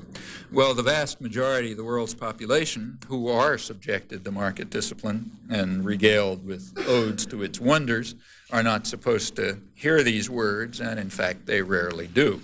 Again, some free advice to those of you who want to make it in the ideological institutions. You're not supposed to hear those words or to understand them, or certainly to transmit them to the general population. That would be a bad mistake. You're supposed to talk about the miracles of the market. These tendencies are enhanced by the free trade agreements. It's just another Orwellian term In reality, these pacts are designed to enhance investor rights, not free trade. You look at them closely, there's a combination of liberalization and protectionism, which is very carefully geared to the interests of the transnational corporations that are supposed to monopolize the technology of the future, the knowledge of the future, through highly protectionist devices, and of course to rule the world economy. That's very clear when you look at them closely. These agreements, including NAFTA and GATT, are neither free nor are they specifically about trade, and they are certainly not agreements if by that term we include the general public, which by and large has opposed them in most of the countries. However, politics is insulated from policy, so it doesn't policy is insulated from politics, so it doesn't matter. These agreements, these investor rights agreements, are likely to achieve, at least enhance, the basic goal, namely to accelerate the drift of global society, including the rich countries, to a kind of third world model, a model where you have islands of enormous wealth and privilege and a growing sea of misery and despair. Well, to reverse this course, or at least to stem it, and to restore a bit of respect for the values of classical liberalism as it really was, and values of the Enlightenment that have long been forgotten, for respect for freedom and human rights, to do that, it's not necessary to repeal the principles of gravitation. It's only necessary to penetrate the clouds of deceit and distortion, to learn the truth about the world, and to act to change it. That's never been impossible. It's never been easy. It's not impossible today, and it's not going to be easy today. There's rarely, if ever, been a time in human history when that choice carried such enormous human consequences. There's a mic there if anybody wants to put their 2 or 5 or 20 cents in. Can you hear? No, can you hear? I can, but I don't know if anybody else can. Is this better? Can you hear? Yeah? Okay, it's working. Thanks for mentioning that demonstration on November 10th, by the way. One thing that's kind of interesting to people who are paying attention to what's going on in East Timor, and for me in particular, as someone who's involved in the East Timor Solidarity Movement, is how it's become possible in the last 4, 5, 6 years to talk about what's going on in Indonesia. And even the Washington Post and the New York Times had an article on Sunday talking about East Timor, specifically demographic shifts in the population and everything else. What's conspicuously absent is any sort of relevant context that looks at the U.S. role in supporting this genocide and everything else. It's usually talked about in the context of, Indonesian annexation or whatever, ignoring both the role of the media and the role of the U.S. But the discussion exists, which seems to be something of an advancement, but removed from context seems to kind of defeat the purpose of discussion at all. I was wondering if you might comment on the significance that this discussion is taking place for those who have tried to open the discussion of East Timor and U.S. responsibility, In fact, it's, right. and what the implications are that the discussion is so removed from its proper context. Yeah, actually, it's an extremely revealing case. You want to learn something about our own society and culture and values and so on. This is a very interesting case. It's not a minor one. It's probably the biggest slaughter relative to the population since the Holocaust, which makes it not small. It was the worst part of it was in the late 70s under the Carter administration. It's still going on. I just gave the example of one big massacre where maybe 500 or 600 people were killed, which we happen to know about because of the accidents I mentioned, but it's still going on. At the time, in the late 70s, it was at about the scale of the Pol Pot massacres, and relative to the population, much larger. Furthermore, it was radically different from the Pol Pot massacres in one critical respect. Nobody had any idea about how to stop the Pol Pot massacres, but it was trivial to stop this one.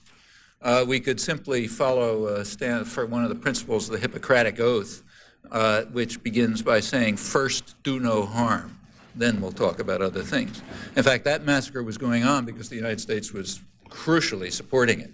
The U.S. was providing, the invasion took place with the explicit authorization of Henry Kissinger and Gerald Ford, Kissinger at once, secretly, although it leaked, moved to increase the sales of U.S. arms, including counterinsurgency equipment to Indonesia, which already was 90% armed with U.S. arms. It's now known from leaked documents that the British and Americans and Australians knew all about it and advanced and followed it. It was continuing. Before the invasion, coverage of East Timor was in fact rather high, surprisingly high. The reason was this was part of the Portuguese Empire, and there was a lot of concern at the time that with the Portuguese Empire collapsing, countries might do what's called moving towards communism, meaning moving toward independence, which is not allowed. So there was, in that context, a lot of coverage of East Timor. As the invasion took place, the coverage started to decline, and it declined very sharply. By 1978, when the atrocities reached their peak, coverage reached zero, literally zero in the United States and Canada, another big supporter. In 1978, the Carter administration, in fact, rushed new supplies of arms to Indonesia because they were actually running out of arms in the slaughter, which maybe by then had killed a couple 100,000 people. Where there had been any coverage at all, it was simply repetition of grotesque lies by the State Department or Indonesian generals presented as news in the front page. Well, around the early 80s, the change began that you described. There began to be some coverage, although always excluding the American role, which was crucial. For example, not only in providing arms, but even diplomatic support. And furthermore, it's not a secret. Like you read the memoirs of our UN ambassador, Senator Daniel Moynihan, who's greatly praised for his defense of international law. He describes in his memoirs, he was UN ambassador when the Indonesian invasion took place, and he says something like this, is close to exact. He says, the State Department wanted things to turn out as they did, and I was given the responsibility of rendering the United Nations utterly ineffective in any action it might take. I carried out this responsibility with great success. And then he goes on to describe the effects, which he was not unaware of. He says in the first couple of months, it seems that about 60,000 people were killed, approximately the percentage of the population that the Nazis killed in Eastern Europe during World War II. That's Moynihan, the great advocate of international law, and he's right. That's what happened. The State Department wanted things to turn out as he did, and the U.S. ensured that it did. The Carter administration then came along and increased the flow of arms. The press did its job by shutting up down to zero at the peak point. Well, there was a very small number of people who were working on this. Literally, there probably weren't more than a dozen. I mean, it was a tiny group of activists working on it. Finally, they succeeded in getting somewhere. There began to be some press coverage. Some congressmen, incidentally, mostly conservative congressmen like Tony Hall, got interested. Pressure began to develop. The coverage was exactly as you say. It completely wipes out the record. The sharpest criticism that you'll find is the United States didn't try hard enough to get Indonesia to stop its atrocities, or we didn't pay enough attention to it. Which is kind of like saying that the Russians didn't try hard enough to bring freedom to Eastern Europe. They didn't pay enough attention to it. That was their problem. That's not fair to the Russians if you consider the comparison of what happened. By the late 80s, it was becoming real in the United States, thanks to a small and indeed growing number of activists.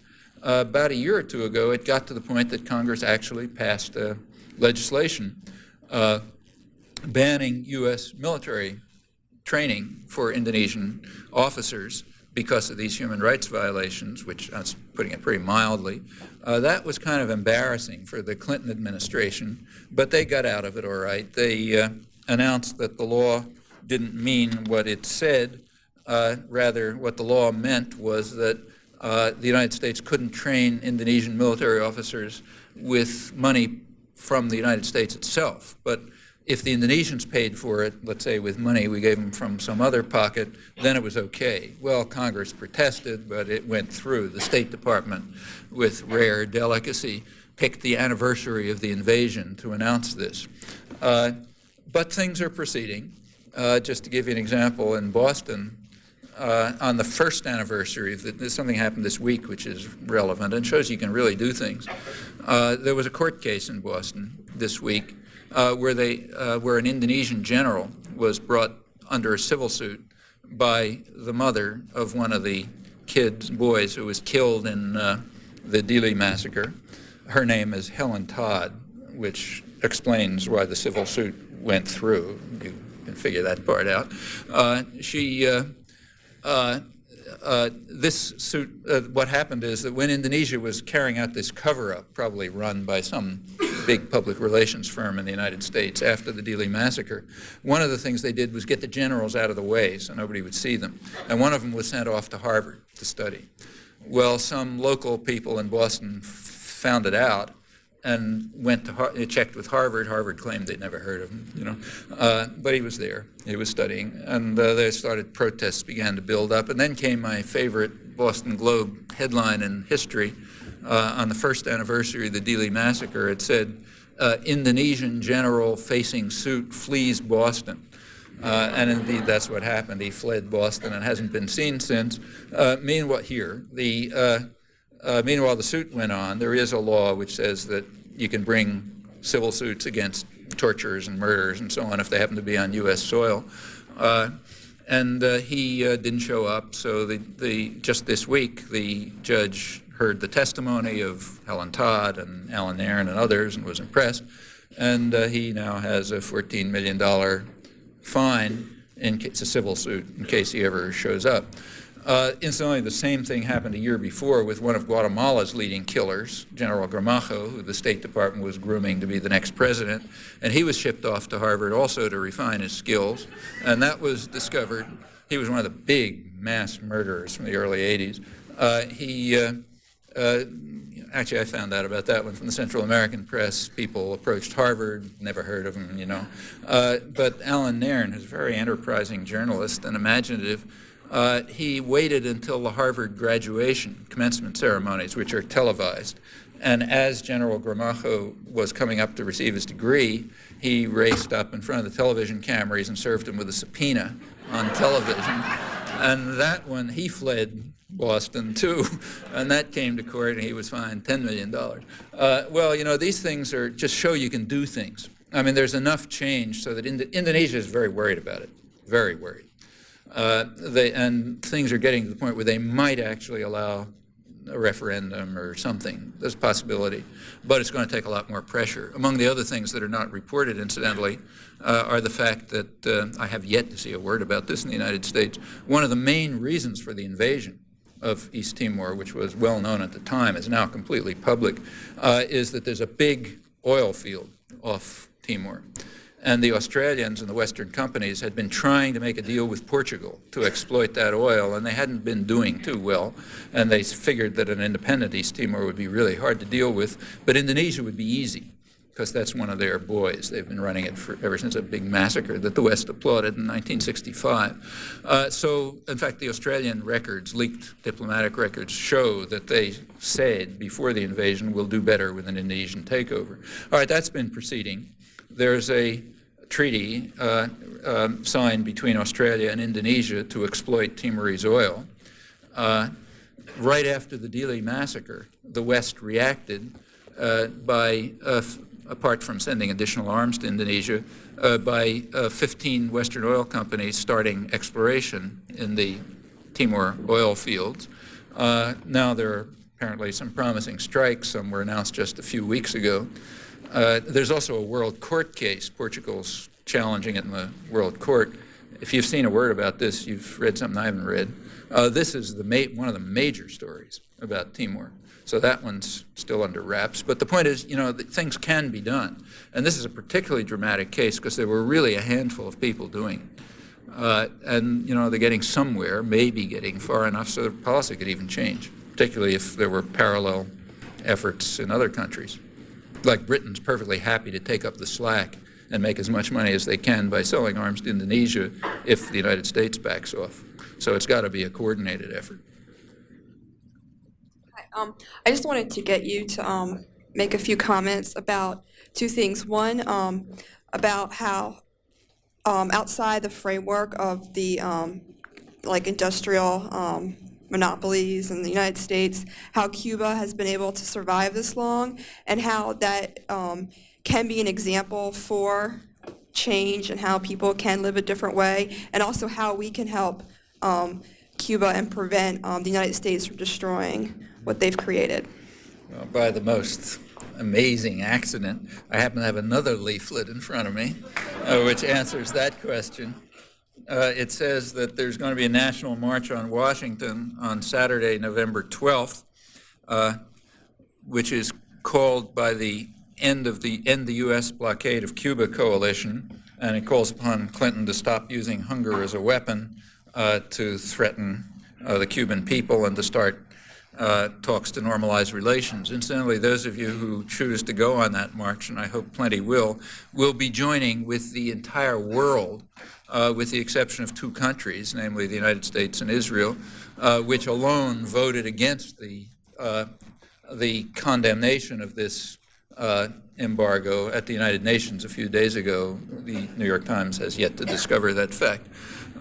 There was a vote the preceding year in which the U.S. was able to get 3 votes, Israel, the United States, Israel, and Romania, but apparently Romania dropped off this year. So you're not exactly in isolation if you oppose it.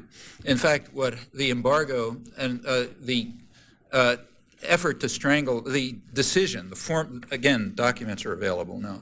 The formal decision to overthrow the government of Cuba was taken by the Eisenhower administration in March 1960. That date is quite important. It had nothing to do with the Cold War. Castro at that time was anti-communist. There were no Russians around. Now, the historians have a different story, like the court historian of the Kennedy administration, Arthur Schlesinger, had an article in the Wall Street Journal recently in which he opposed the embargo, but he said, well, you know, it's a relic of the Cold War. The effort to overthrow the Castro government came because it was regarded as an outpost of Russian power, and it was fomenting revolution in Latin America, but now those days are over. Well, you know, he knows that that's complete fabrication. The formal decision to overthrow the government was long before it had anything to do with Russians, and there were no fomenting revolution anywhere. It was just going on an independent path. And remember, this is a country that the United States has considered that it owns ever since the 1820s. One of the earliest parts of American history was, foreign relations, was the decision by Jefferson and John Quincy Adams and others that this was the country that we had to take Cuba. The British Navy was in the way at that time, and they were a deterrent. So the decision, in Adams' words, was to wait until it falls into our hands like a ripe fruit by the laws of political gravitation. It finally did, and the U.S. ran it with the usual effects up until 1959. Almost immediately, attacks on Cuba began, bombing of Cuba from Florida and so on. Then came the decision to overthrow the government.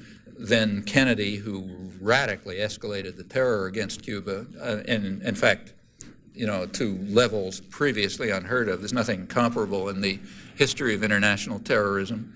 And in addition came along the embargo, which was, this is a little country in the U.S. sphere of influence, not going to survive very long against a monster.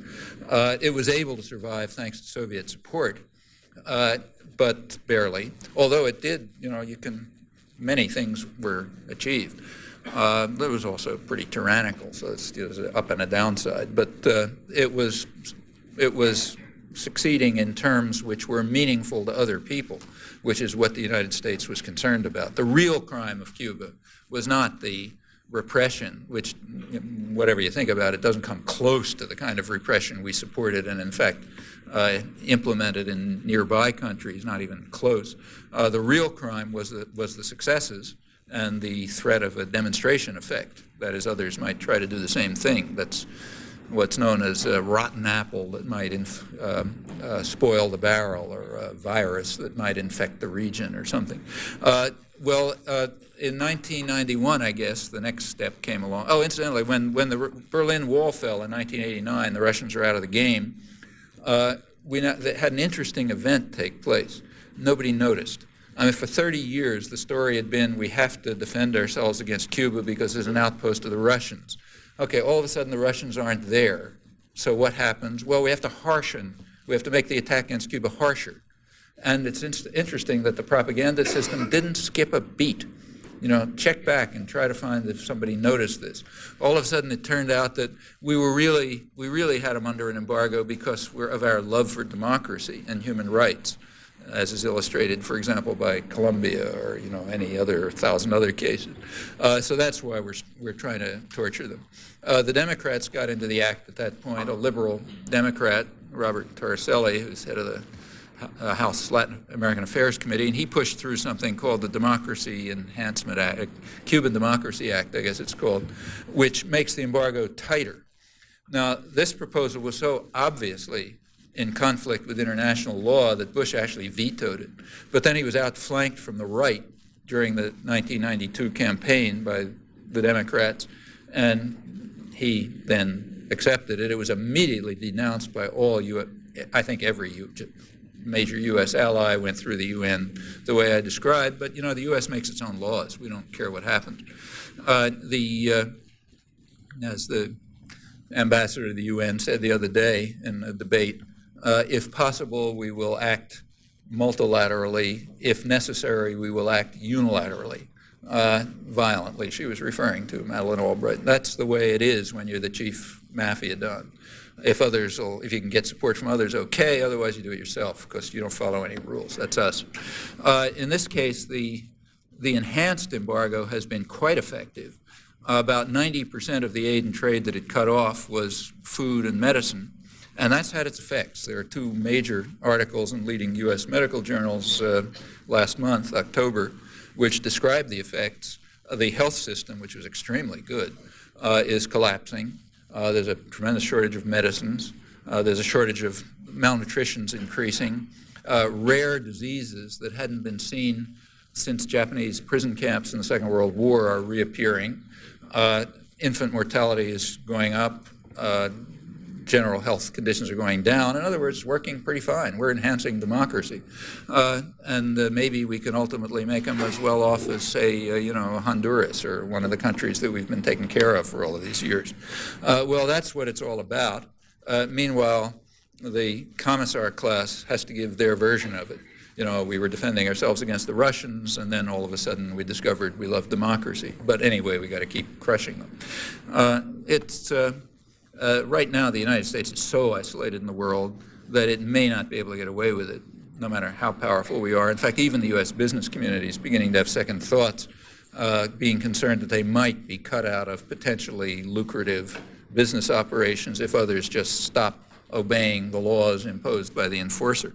That's another one that can be pressed, should be pressed. This blockade is, sanctions in general are pretty, very questionable operation, but this one, particularly when they're not supported by the population targeted, this one is particularly brutal and a real major crime, in my opinion. Anyway, things can be done, like this March on Washington. My name is Robert Hastings, and I live in Columbia, Maryland. And I'd like to get your comments on the irony of the fact that a version of the talk you're giving tonight is going to be broadcast on 100 stations, community radio stations in the United States, the entire nation of Canada by the organization that I represent, and that it's not going to be heard here in Baltimore. This stuff is not picked up at all in Baltimore, and there's no community radio involvement in this town. Although somebody did tell me that C-SPAN is doing it. I don't know if that's correct. And then, of course, there's Radio Free Maine, don't forget. And right.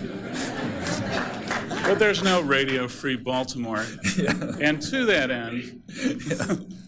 end, I'd like to invite everyone in the audience to join me in forming a community radio station in Baltimore, and I'll be taking sign-ups after this event.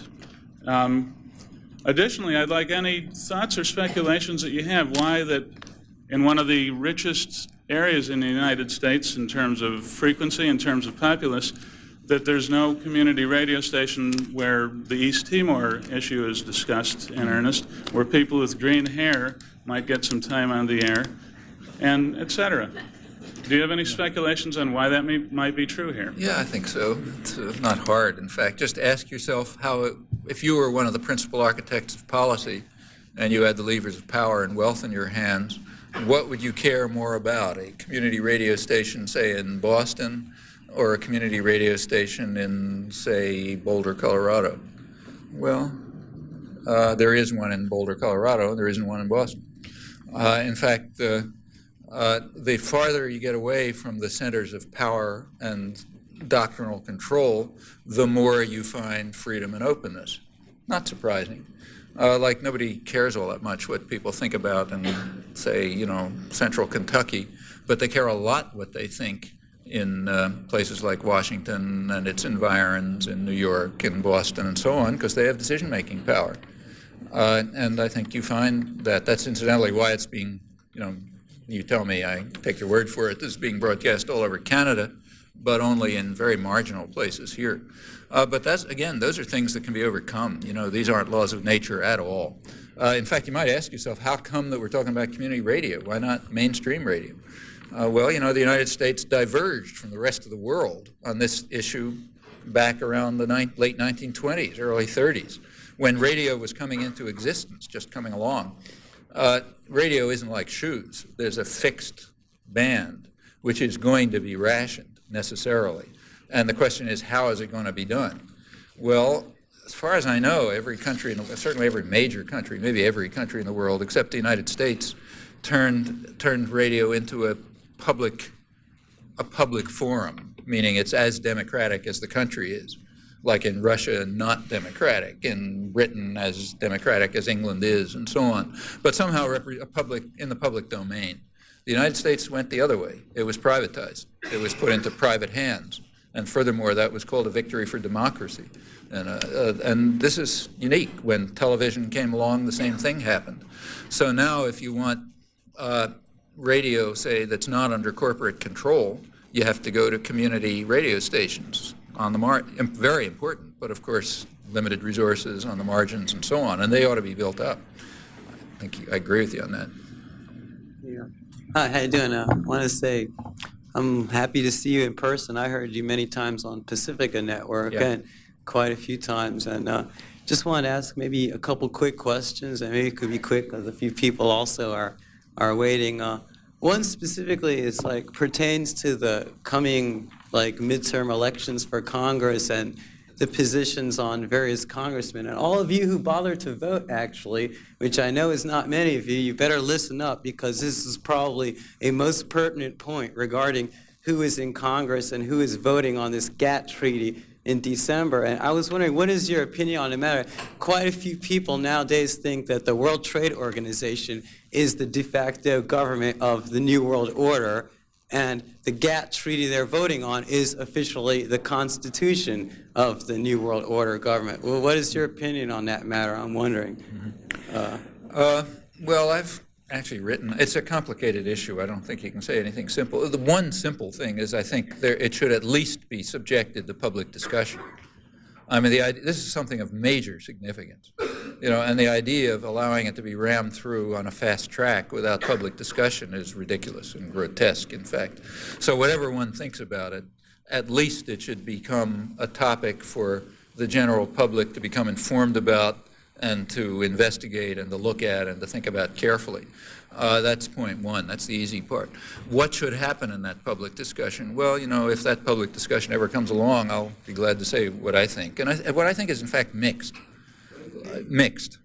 I mean, like NAFTA. It's a sort of a mixed story. I don't know of anyone, in fact, who was opposed to a North American free trade agreement, a North American trade agreement. The question is, what kind? Yeah, okay, and in fact, take, say, NAFTA, very mainstream groups, like, for example, the Congressional Office of Technology Assessment, can't get more centrist than that. That's Congress's research organization. They came out with a very sharp and intelligent critique of the executive version of NAFTA, the one that got passed, pointing out that, in fact, it was designed as an investor rights agreement, which was going to drive both the United States, Canada, and Mexico, all three of them, towards a kind of a low-wage, low-growth equilibrium. They didn't say high profit, but also high profit. And they suggested very constructive alternatives. Well, that never entered the discussion. All that you heard was, oh, crazy jingoists, don't like Mexican workers. And in fact, the same was true of the labor movement. Labor movement its proposals were nothing like what was denounced in the press with virtually 100% uniformity.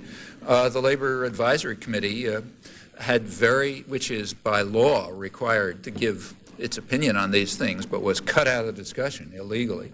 Never reported. They did come out with a report which was quite constructive. It wasn't against an agreement, it was against that agreement. Now, when you turn to GATT, it's the same story. You take a look at these thousands of pages. I think the thing runs, it's a huge document. Has anybody read the GATT? Has anybody in the world read the GATT? That's a there are major people point. in the world who've read it. There's plenty of guys Those working few for big corporate corporations who've read it. Yeah. Okay, and in fact, if you look at it, it's a mixture of many things. Let me just mention one. First of all, I should say that we're very ignorant about this here, but in the third world, they know a lot about it. Like you go to India, let's say, and you get hundreds of thousands of people demonstrating in the streets about some of the provisions of GATT, which they know about. Maybe we're dumb and stupid, but they're not. Like Indian peasants understand what's being done to them, which is why GATT has to be passed virtually at gunpoint in countries like India. Well, what are they upset about? Here's one thing. One of the parts of GATT, as NAFTA, is what's called intellectual property rights. Intellectual property rights is a protectionist measure. It has nothing to do with, it's the opposite of free trade. It does two things, a lot of things, but two crucial ones. It increases the duration of patents, meaning if, say, Merck Pharmaceutical patents some drug thanks to publicly subsidized work in the universities, for example, then they get a much longer patent, incidentally, much longer patents than any of the rich Western countries ever accepted during the period when they were developing. It's only in very recent years they've even honored patent rights. The United States never did when it was a developing country. So point one, patents are being much extended. Secondly, they're being shifted in character. Traditionally, up till now, patents have been what are called process patents. Like if Merck, going back to that drug, if Merck figures out a way to create a drug, the process is patented, but not the product.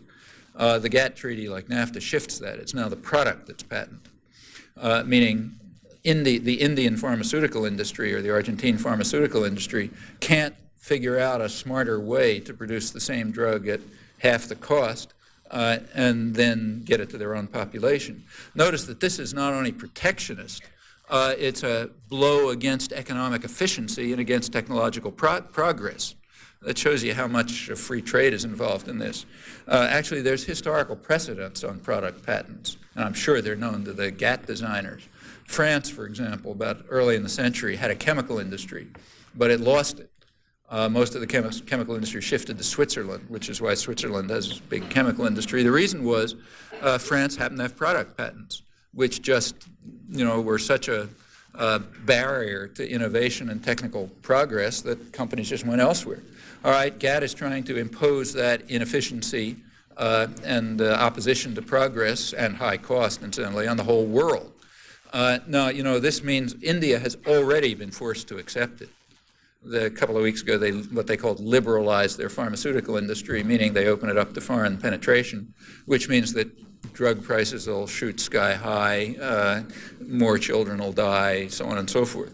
Well, this is one part of GATT. In my opinion, that's a part that is just absurd. It's not absurd, it's grotesque. It's part of the technique to ensure that unaccountable transnational corporations monopolize the technology of the future. I don't see any reason to push that through. Certainly anyone who believes in free trade would be opposed to that. So that's one part. And you can talk about other parts, but I think you really have to think about it. You can't just have slogans, But one thing seems to me clear, we ought to be thinking about it, meaning shouldn't be rammed through. There are important considerations. There are very important questions at stake. Yeah. Which there is none. No, there isn't. That is a telling point. There It's is a very no telling public point. debate on this GATT question. Yeah, in fact, even nobody most knows people, what's in who it. knows how your congressman or who you're going to vote for Or what's is in, voting or on what this they're issue. voting for. Huh? Who knows what they're voting for? Yeah, even, 'cause that's another point. Well, but What the that's hell but is that's this? part of the hatred of democracy. NAFTA was supposed to go through on a fast track too. The only reason it didn't is because there was unexpected popular protest, which Perhaps. Yeah. Wake up, people. You know, there's a know lot what at a stake. cat is. I mean, I just mentioned one thing. There's plenty more. You know. Yeah, but that's what I just I'm gonna go. But Could we? okay, but could I just ask? I if, like, think we- you just make a rebuttal to this. I'm just gonna say I'm sorry. I asked too many Okay. questions, but these people We're kind of we're kind of you. Okay, short I on don't time. wanna- If we we can two. I'm told we can take two more questions, and the innuendo is I should give short answers. Too polite to say that. Yeah. Go ahead. You had mentioned in your speech that globalization of capital is basically an attack on democracy and working people. Do you have any ideas about how to organize against the globalization of capital? Yeah, I mean, it's different than it. There's one difference in scale, which is important. In the past, working people did achieve many gains, but that was within a national framework.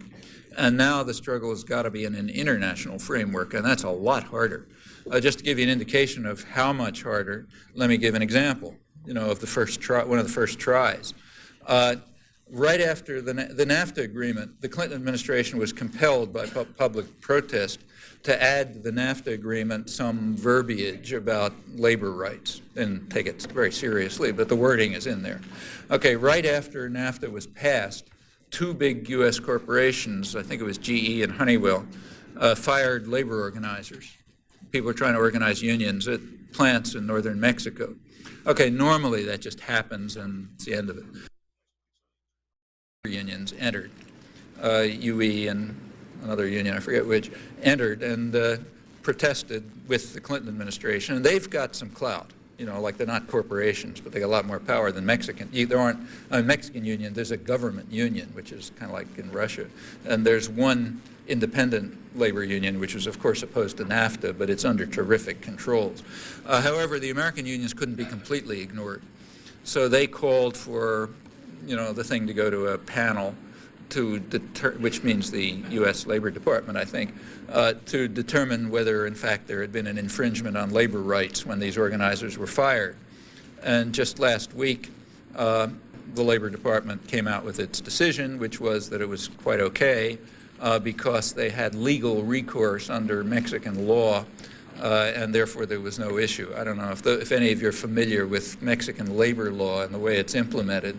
This doesn't even rise to the level of hilarity, But anyway, that was the decision, so the firing goes through. They're allowed to apply for severance pay and so on. Very happy. I'm sure GE is mourning. But that's the kind of thing that has to be done, and it's hard. It means, first of all, transnational popular organization and struggling against very powerful enemies like the national states, including those who call themselves liberal, but are really, they have other masters. So that's by no means going to be anything easy, but it has to be done. The NAFTA, for example, even its advocates, if you look closely, even if its advocates conceded that it was probably going to harm, in absolute terms, the majority of the population in both Mexico and the United States. For example, its advocates here said, well, it's really good. It'll only harm semi-skilled workers.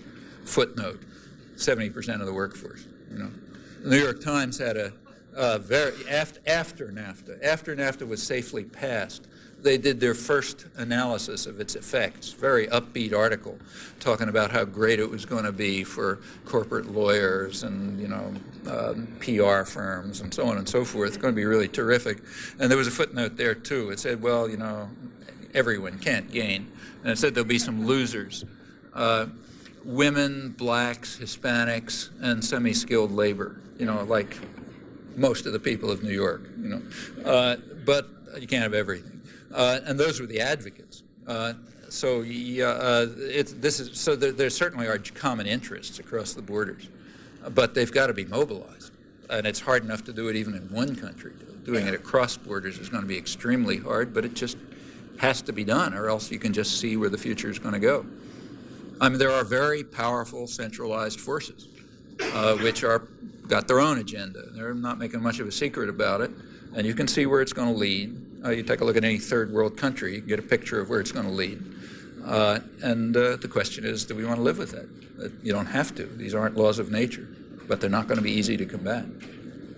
One short comment and then a question. First about Cuba.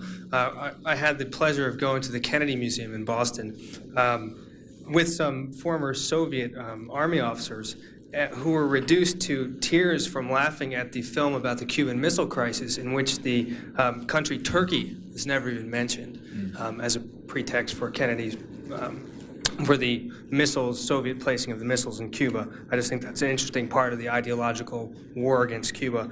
The question I had to ask, this whole, I wouldn't call it a debate, but this whole new effort in the media touting the information superhighway is reminiscent of the euphoria around television in the mid-'60s about the global village, so on and so forth. And I tend to agree with some of the critics of television who have argued that television's main effect has been as a medium of social control, dividing people, some of the themes you've brought up in past talks as well. What are your views about the information superhighway? Is it a force for democracy? Is it a force for more atomization? Or what are its what are the pros and cons there? Well, my feeling is that it's pretty much like radio and television, or for that matter, like automation. You know, most of the time, you don't want to say 100%, but most of the time, technology doesn't care whether it's used to help people or harm people. It can be used to help people or harm people, but there's very rarely anything inherent in the technology which requires that one of those results be the case. And I think the information highway, so-called, is like that. Depends who runs it. As I mentioned, back in the 1920s, late 1920s, there was a battle about who was going to run radio, settled different ways in different countries. In the case of television, there wasn't even a battle. It just got completely handed over to private power here. When this one, we're now facing another such conflict. If it gets into the hands of private power, we know exactly how it's going to. In fact, they've been telling us. I remember reading an article somewhere, I forget where, I think it may have been the Wall Street Journal or somewhere, talking about the wonders of the information highway. And this is from memory, so I may not have it exactly right, but it was something like this. They were describing the great things that could be done because it was interactive. You know, it's not just passive anymore. Now you can really do things when you're sitting in front of the test. So they said, well, look, the tube, they said, look, there's two, here's the way it's going to work. And then they gave two examples, one for women and another for men. For women, it's going to be an incredible home shopping thing. Like, you're sitting there watching some model and she shows you some ridiculous thing and you figure, well, I better have that or my kid won't grow up properly. So now it's interactive, so you can just push a button and, then they send it right over or something like that. So that's the interactive stuff for women. For men, the example that was given was something like watching the Super Bowl, which every red-blooded male is supposed to be doing. And now it's just passive. You just watch the gladiators fighting. But the new stuff is going to be interactive. So what they suggest is that before, like while they're in a huddle and getting the instructions from the coach about the next play, they're going to ask everyone in the audience, half all the male population, which is alive, open to make their own decision, like should it be a pass or a run or a kick or something, and then after the play is run, which is completely independent of this, of course, they'll flash on the screen what people thought. So that's going to be for men. That I may have the example a little bit wrong, but it was some story like that. Yeah, that's the way it's going to go. I mean, it'll be used as a technique for control and manipulation and turning into, mindless consumers of things you don't want and so on and so forth. Yeah, sure. Why should those who own the place do anything different? But it doesn't have to be like that. It depends who controls it.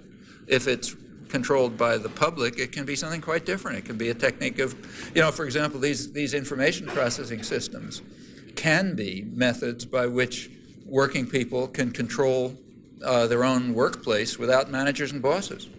It means that every person, in the workplace can have information in real time, like when it counts, to make decisions about what ought to be done. Well, that's a very democratizing device. It would wipe out the core of the whole system of authority and domination, but it's not going to develop unless people fight for it. In the 1920s, before this whole media apparatus got so centralized and so capital intensive, there was a place, namely the partisan press, where these sorts of debates could go on. Well, Where in can that debate go on in the age of television, things other than like- in small forums like this? No, look, I mean, you're right. I mean, through, in fact, the late 30s, there was still quite a lively working class and popular press, and, in ethnic communities and labor movement and so on and so forth. Finally got wiped out by, resource concentration, what's called market forces. So the thing is, rebuild it. I think we're supposed to end now, so let me just end by quoting a genuine conservative, not these guys, not the Newt Gingriches who are statist extremists. A genuine conservative who was so conservative that Thomas Jefferson wouldn't let his works be read at the University of Virginia when he created it, namely David Hume, a major 18th century figure who indeed was a true conservative. He has a book called Principles of Government, or something like that, in which he discusses, he raises in it what he describes as a kind of a paradox of government, and it's very real today too. He said, look, if you look at any government in the world, whether it's the most oppressive state or the most free, you always find one constant, namely force is in the hands of the governed. The people who are being ruled, they basically have the force if they get together and use it. So how come they submit to authority, which almost invariably is used to harm them? That's the paradox. And then he says, well, of course, force is, you can control people by force, but he says that's not enough. He says ultimately it's opinion. It's through opinion only that the governed submit, meaning thought control. You control people's minds. You can control them even though they have the power. Well, that's what the struggle for democracy has been all about. And sometimes it goes forward, sometimes it goes backwards. Recent years have been going backwards, but it can go forwards again. That means, people are certainly capable of thinking. They're capable of understanding things. They need information. They need opportunities. They need forums. They need organizations. But those are things that are created by human will and human activity. They don't grow out of, they don't come from molecules meeting or cosmological forces. So, people want to create them, they create them. And that can make the difference, exactly as Hume said and indeed feared, because he didn't want the public to be involved. Professor Chomsky, if I could just make a brief announcement, Sure. would you be willing to answer the questions of the people who are standing there? Oh, sure. Nobody more. Oh, yeah. Okay, we got a little bit of a relief. The people who are standing there, but nobody more. I can't see how many there are with the light. Four more. Okay, you guys get your chance. Just make a quick announcement before that. If I could just before that make an announcement, there are some response sheets that we've passed out. If before you leave, I just want to make sure we get everybody before you leave. If you could pass them in toward the center aisle, because they're extremely important to us for scheduling future guests. Okay, and okay, go ahead. Hi, my name is Bruce Critt. I'm a student at the University of Maryland, Baltimore County. I never fail to vote, but from what you're describing about both the Republican administrations and the Democratic administrations, specifically Clinton, Carter, and Kennedy, as well as the Nixon administration, I wonder, maybe my voting power, my ability to change the system by voting seems a little bit limited. And also, of course, the other possibility is just getting the information out, which was something else that you suggested. Even if everybody knew everything that you were saying, that you were talking about with regard to the collusion between the capitalists and the government of the United States, given the separation between policy and politics, what can we do, even after everybody in the world knows about these things, even if we succeeded in telling everybody about all of these things and everybody knew? What do they do? Specifically, what direct action can the population take? What are the most important direct actions that the population can take against this collusion, against this complex? Yeah. Well, with regard to voting, I don't think there's a general principle. I mean, you just make your decisions. I don't think it's usually not a major decision, like it's not going to have a big effect on things. It may have some effect on things. So you just decide, like, is it important enough to have an effect in this and that case? And there's no general principle. But on the other question, what can be done? Well, everything can be done. Everything can be done up to the point of eliminating all structures of authority and repression. They're human institutions. They can be dismantled. If you ask yourself what's the most important, well, then that's not the kind of thing you decide in a meeting like this. I mean, those are the kinds of decisions that come by serious thought among people who are really trying to institute change. Now, typically, given the world the way it is, you start with where the world is, okay? Like, you don't start by saying, okay, let's overthrow transnational corporations, okay? I think that's because it's just not within range, So you start with saying, look, here's where the world is, what can we begin to do? Well, you can begin to do things which will get people to understand better what the source of real power is and just how much they can achieve. Like, you can start by, say, first of all, you can start by getting us to stop torturing people, right? Like, there's easy things to do, or stop killing children in Cuba, let's say.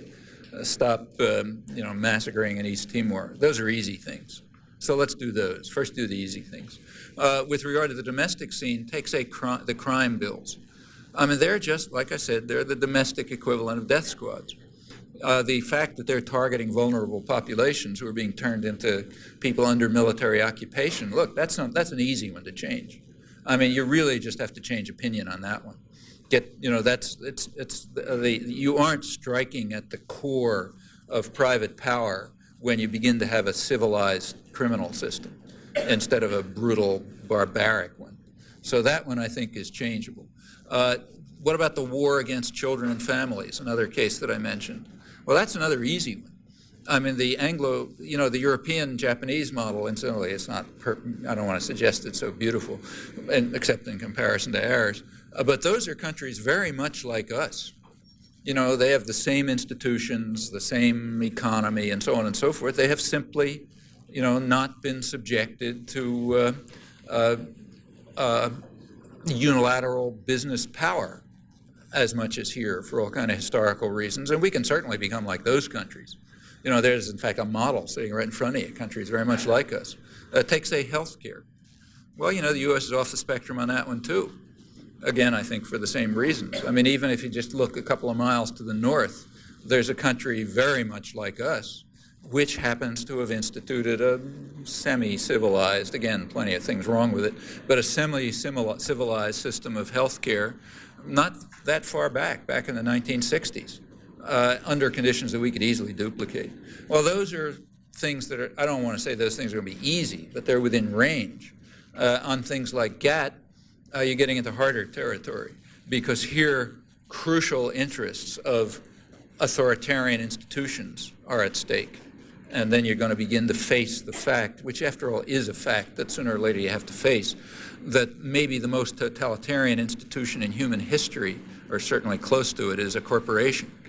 It's an institution in which authority goes strictly from top to bottom. Ultimately, it's in the hands of owners and investors. If you're inside the system, you take orders from above and transmit them down. If you're outside the system, there are very weak popular controls, which indeed are eroding. I should say that this is not an insight of mine. It was pointed out by Thomas Jefferson in his later years when he warned, these are just the early days of corporations, he warned that if power was going to shift into the hands of what he called banking institutions and moneyed-in corporations, then the democratic experiment would be over. We'd be back to a form of absolutism worse than what they struggled against. Thomas Jefferson is not exactly a figure who's off the spectrum in American history. So this is not a new insight. It's as American as apple pie. We should recognize what Thomas Jefferson could see, in fact, Adam Smith. But when you see that, you realize that it's a hard nut to crack, because there are enormous agglomerations of power, indeed concentrating and indeed transnational, which are protected from scrutiny or from popular action, and that's got to change. After all, why do corporations have the rights they do? Why are they treated as immortal persons? Contrary to the warnings of people like Adam Smith and others, it was not by law. This was by decisions made in courts and by judges and by lawyers, which simply changed the climate totally, and that can be reversed too. Institutions can be under popular control, including the economic institutions.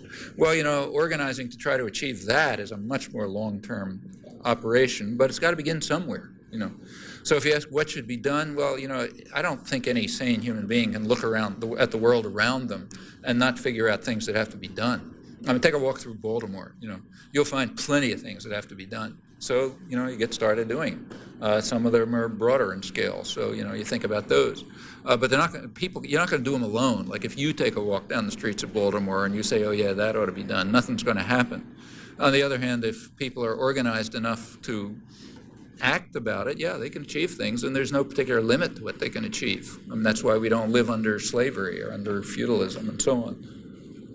You mentioned specific organizations that are involved in breaking apart this collusion.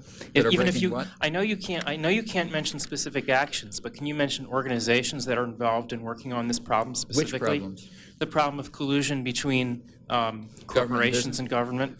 Well, a lot of organizations are involved from different points of view. For example, at one level, which is important, though of course superficial, Nader's Public Citizen is involved. But that's important, as I say, but kind of not really touching the structure of power. Beyond that, if the American labor movement ever recovers the insights that ordinary working people, and in fact the labor movement had 100 years ago, it'll be working against them. You go back 100 years, and in fact up until much more recently than that, and the major thrust of the labor movement was what was sometimes, industrial democracy, placing the workplace under democratic control. I mean, that wasn't, they didn't read that in Marx. I mean, everybody figured that out for themselves long before Marx. And that's he in fact didn't say anything much about it. This is, so it could be the labor movement, let's say. And in fact, just about there's tons of activism going on usually focused on pretty narrow issues, but ultimately they're all talking about illegitimate authority of one form or another. And their interests are common, and they have to be built up and extended. I mean, I have my own views as to, if you want a list, it's easy to find. Yes. It's easy to find lots of lists. So if you write to any of the major funding organizations, like say Resist in Boston, they'll be delighted to give you a list of the couple hundred groups they funded in the last couple of years. And you will find among them groups involved in anything you can imagine. Or if you go to I'm sure there's some church-based group in either Baltimore or Washington, I don't know the scene well enough, which is a center for, a coordinating center for all kinds of peace and justice activities. And you'll find anything in the world there, just about. That happens everywhere. Thank you very much. I just have two questions, and I'm going to sit down. Do you see the American political system heading for a civil war? And second of all, do you see the bread lines of the Great Depression rearing its head again in the contemporary stage in which we're living in today? Speaking of the industrial countries, right. Because of course in the third world it's all over. Yeah.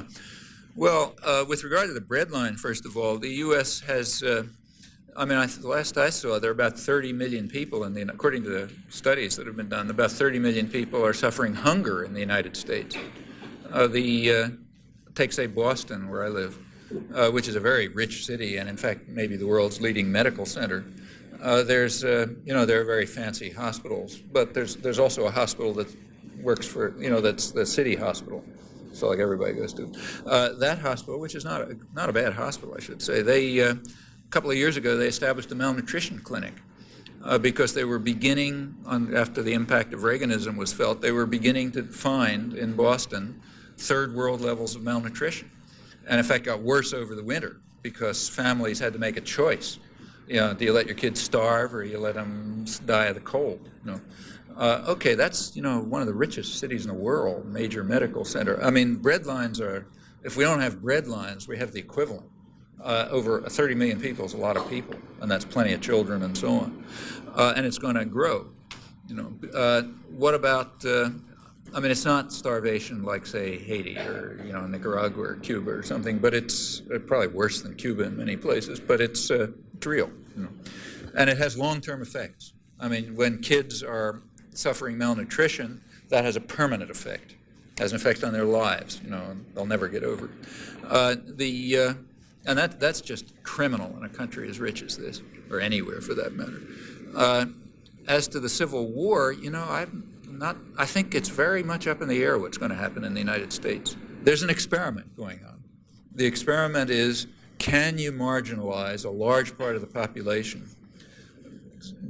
regard them as superfluous, because they're not helping make those dazzling profits, and can you set up a world in which production is carried out by the most oppressed people with the fewest rights in the most flexible labor markets, and production is for the rich people of the world. So this can be done internationally now. It's not like the old days when economies are more or less national. So can you get, can you get women in China to work in factories where they're locked in and they die in factory fires, because as is happening incidentally, can you get them to produce the toys that are sold in stores in New York and Baltimore, where rich people buy them to give them to their children for Christmas? I mean, that's sort of, to give an example, that's a real example, incidentally. Can you have an economy where everything works like that? So production by the most impoverished and exploited for the richest and most privileged internationally. And with large parts of the general population just marginalized because they don't contribute to the system. In, say, Colombia, murdered. In New York, locked up in prison. Can you do that? Nobody knows the answer to that question. Could it lead to a civil war? It definitely could. It could lead to uprisings, revolts. There are other things to worry about. The United States happens to be an extremely fundamentalist country. It's kind of like Iran, sort of, if you look at it. It's a religious fundamentalist country that's, again, off the spectrum in this regard. It's not like other industrial countries. None come close. And that's a very dangerous phenomenon, in my opinion. It means that there's deep irrationality, which can be whipped up by demagogues, the Newt Gingriches. These guys can whip up hatred, fear, they can appeal to religious fundamentalist urges and so on, and that's scary, scaring most of the world, I should say. If you recall the last Republican National Convention, it opened with a God and Country rally, which was televised. And that was seen around the world.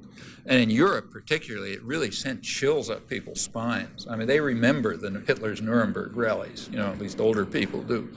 And it had something of that tone. And it's kind of striking, and natural that the Republican, I don't mean to say the two parties are all that different. I gave some examples to illustrate the opposite. But there's some difference between them. The Republicans are openly and outspokenly the party of business. They don't make much of a pretense to be anything else.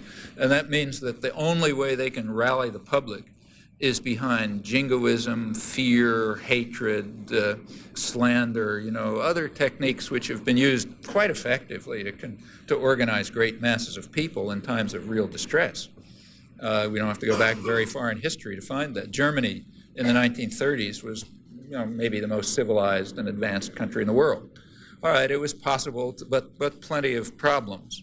And it was possible to whip up hatred, fear, and to mobilize people, and in fact to carry out certain, what from their point of view was social development even, and with consequences that you're familiar with.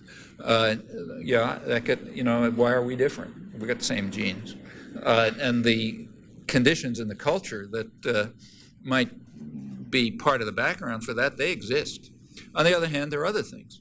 There's a streak of independence and opposition to authority in the United States, which is maybe also unique in the world. That's a very healthy thing. Can show up in antisocial ways, like running around with assault rifles, but it could also show up in healthy ways. And the trick is to make it show up in healthy ways, like opposition to illegitimate authority, which it could do. This is maybe the country in the world that most protects freedom of speech. I happen to think that's a very good thing. I know a lot of people don't agree, but I think it is. And that was won by centuries of struggle.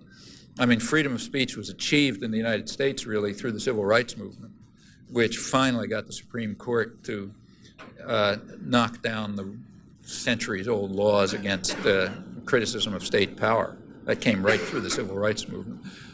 Well, you know, those are gains that are real and that offer a basis for doing things. So, you know, it's complicated. Yeah, could it be a civil war? It could be very unpleasant. A lot of very ugly things could happen. They're not inconceivable, but they're also not inevitable.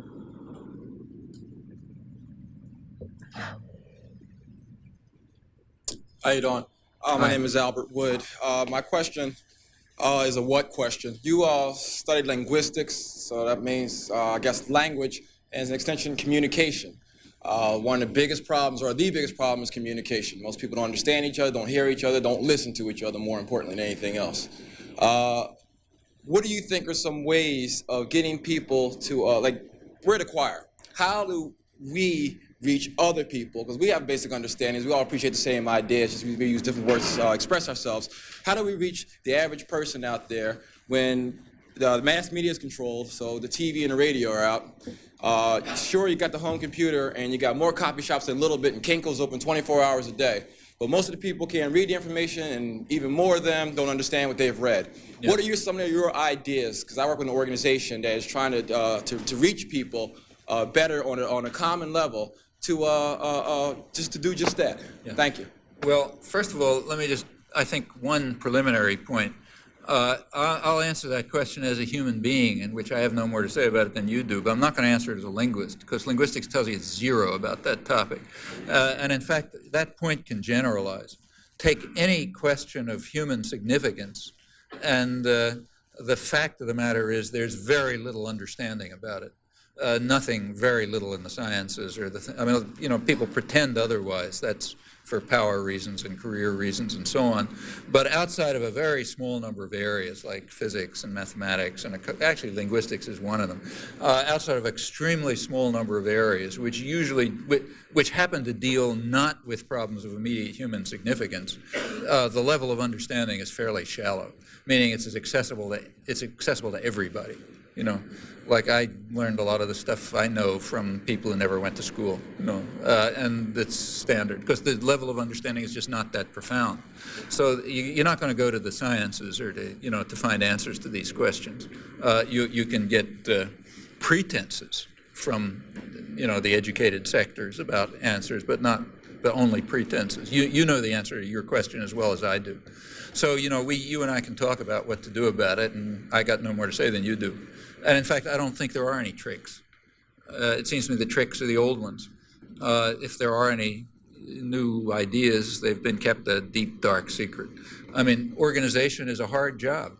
It begins by getting people to be willing to, I mean, let's take, say, places that are much worse off than we are.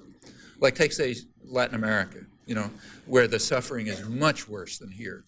Well, back in the 1960s and 70s, elements of the churches, did begin to face this problem.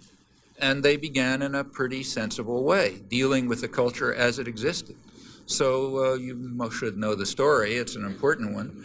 They began by setting up going in peasant society, among peasants or workers or whatever, women, any group.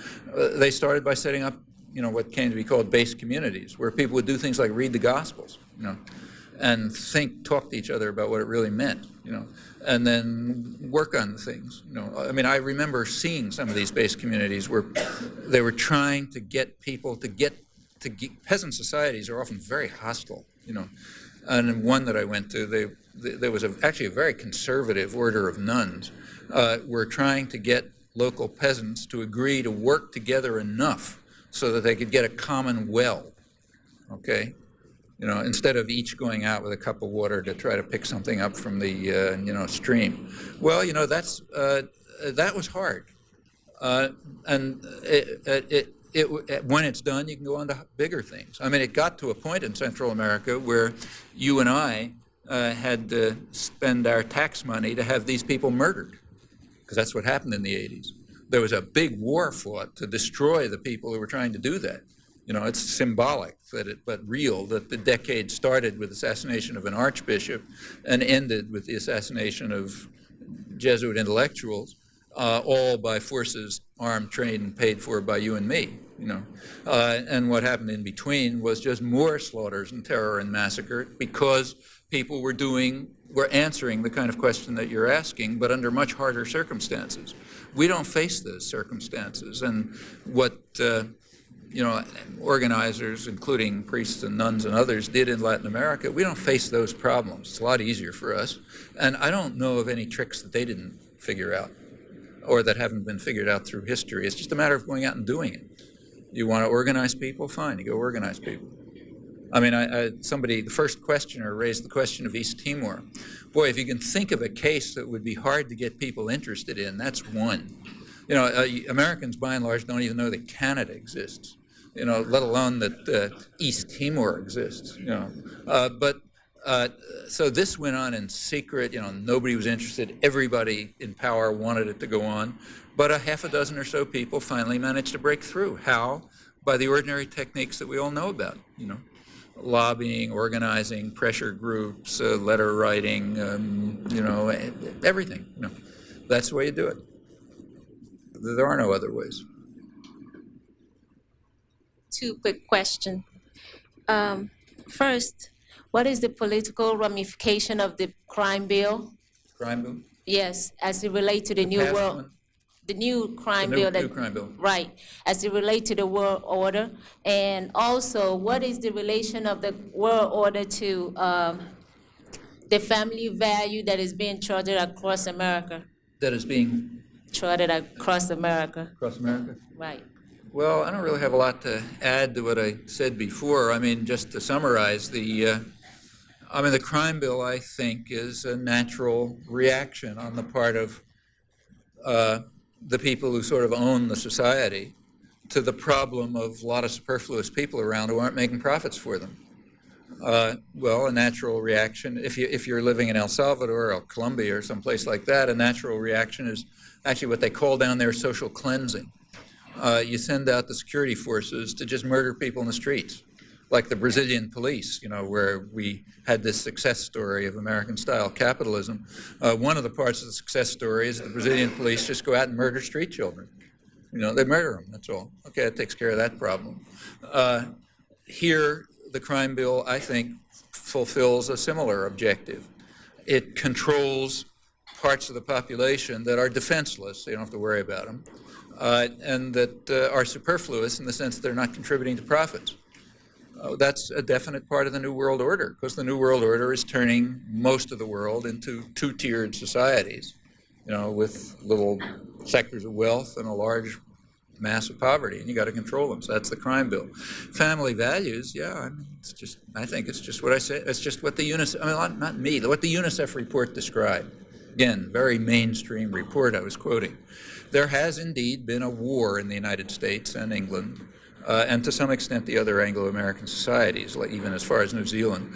There's been a war against families and against children because human values are being, as part of the general attack on human sentiments and human values, which, remember, are inconsistent with capitalism. Now, we don't have a capitalist society. As I said, it's a very, the wealthy want a real powerful state to defend them. A capitalist society wouldn't survive for 5 minutes.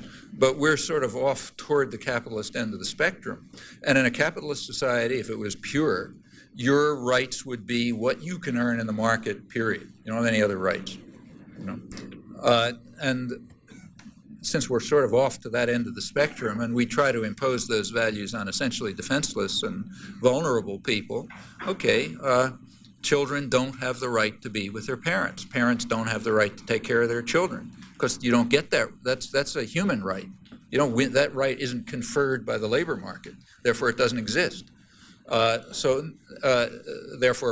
the design of policies happens to be such as to undermine those rights.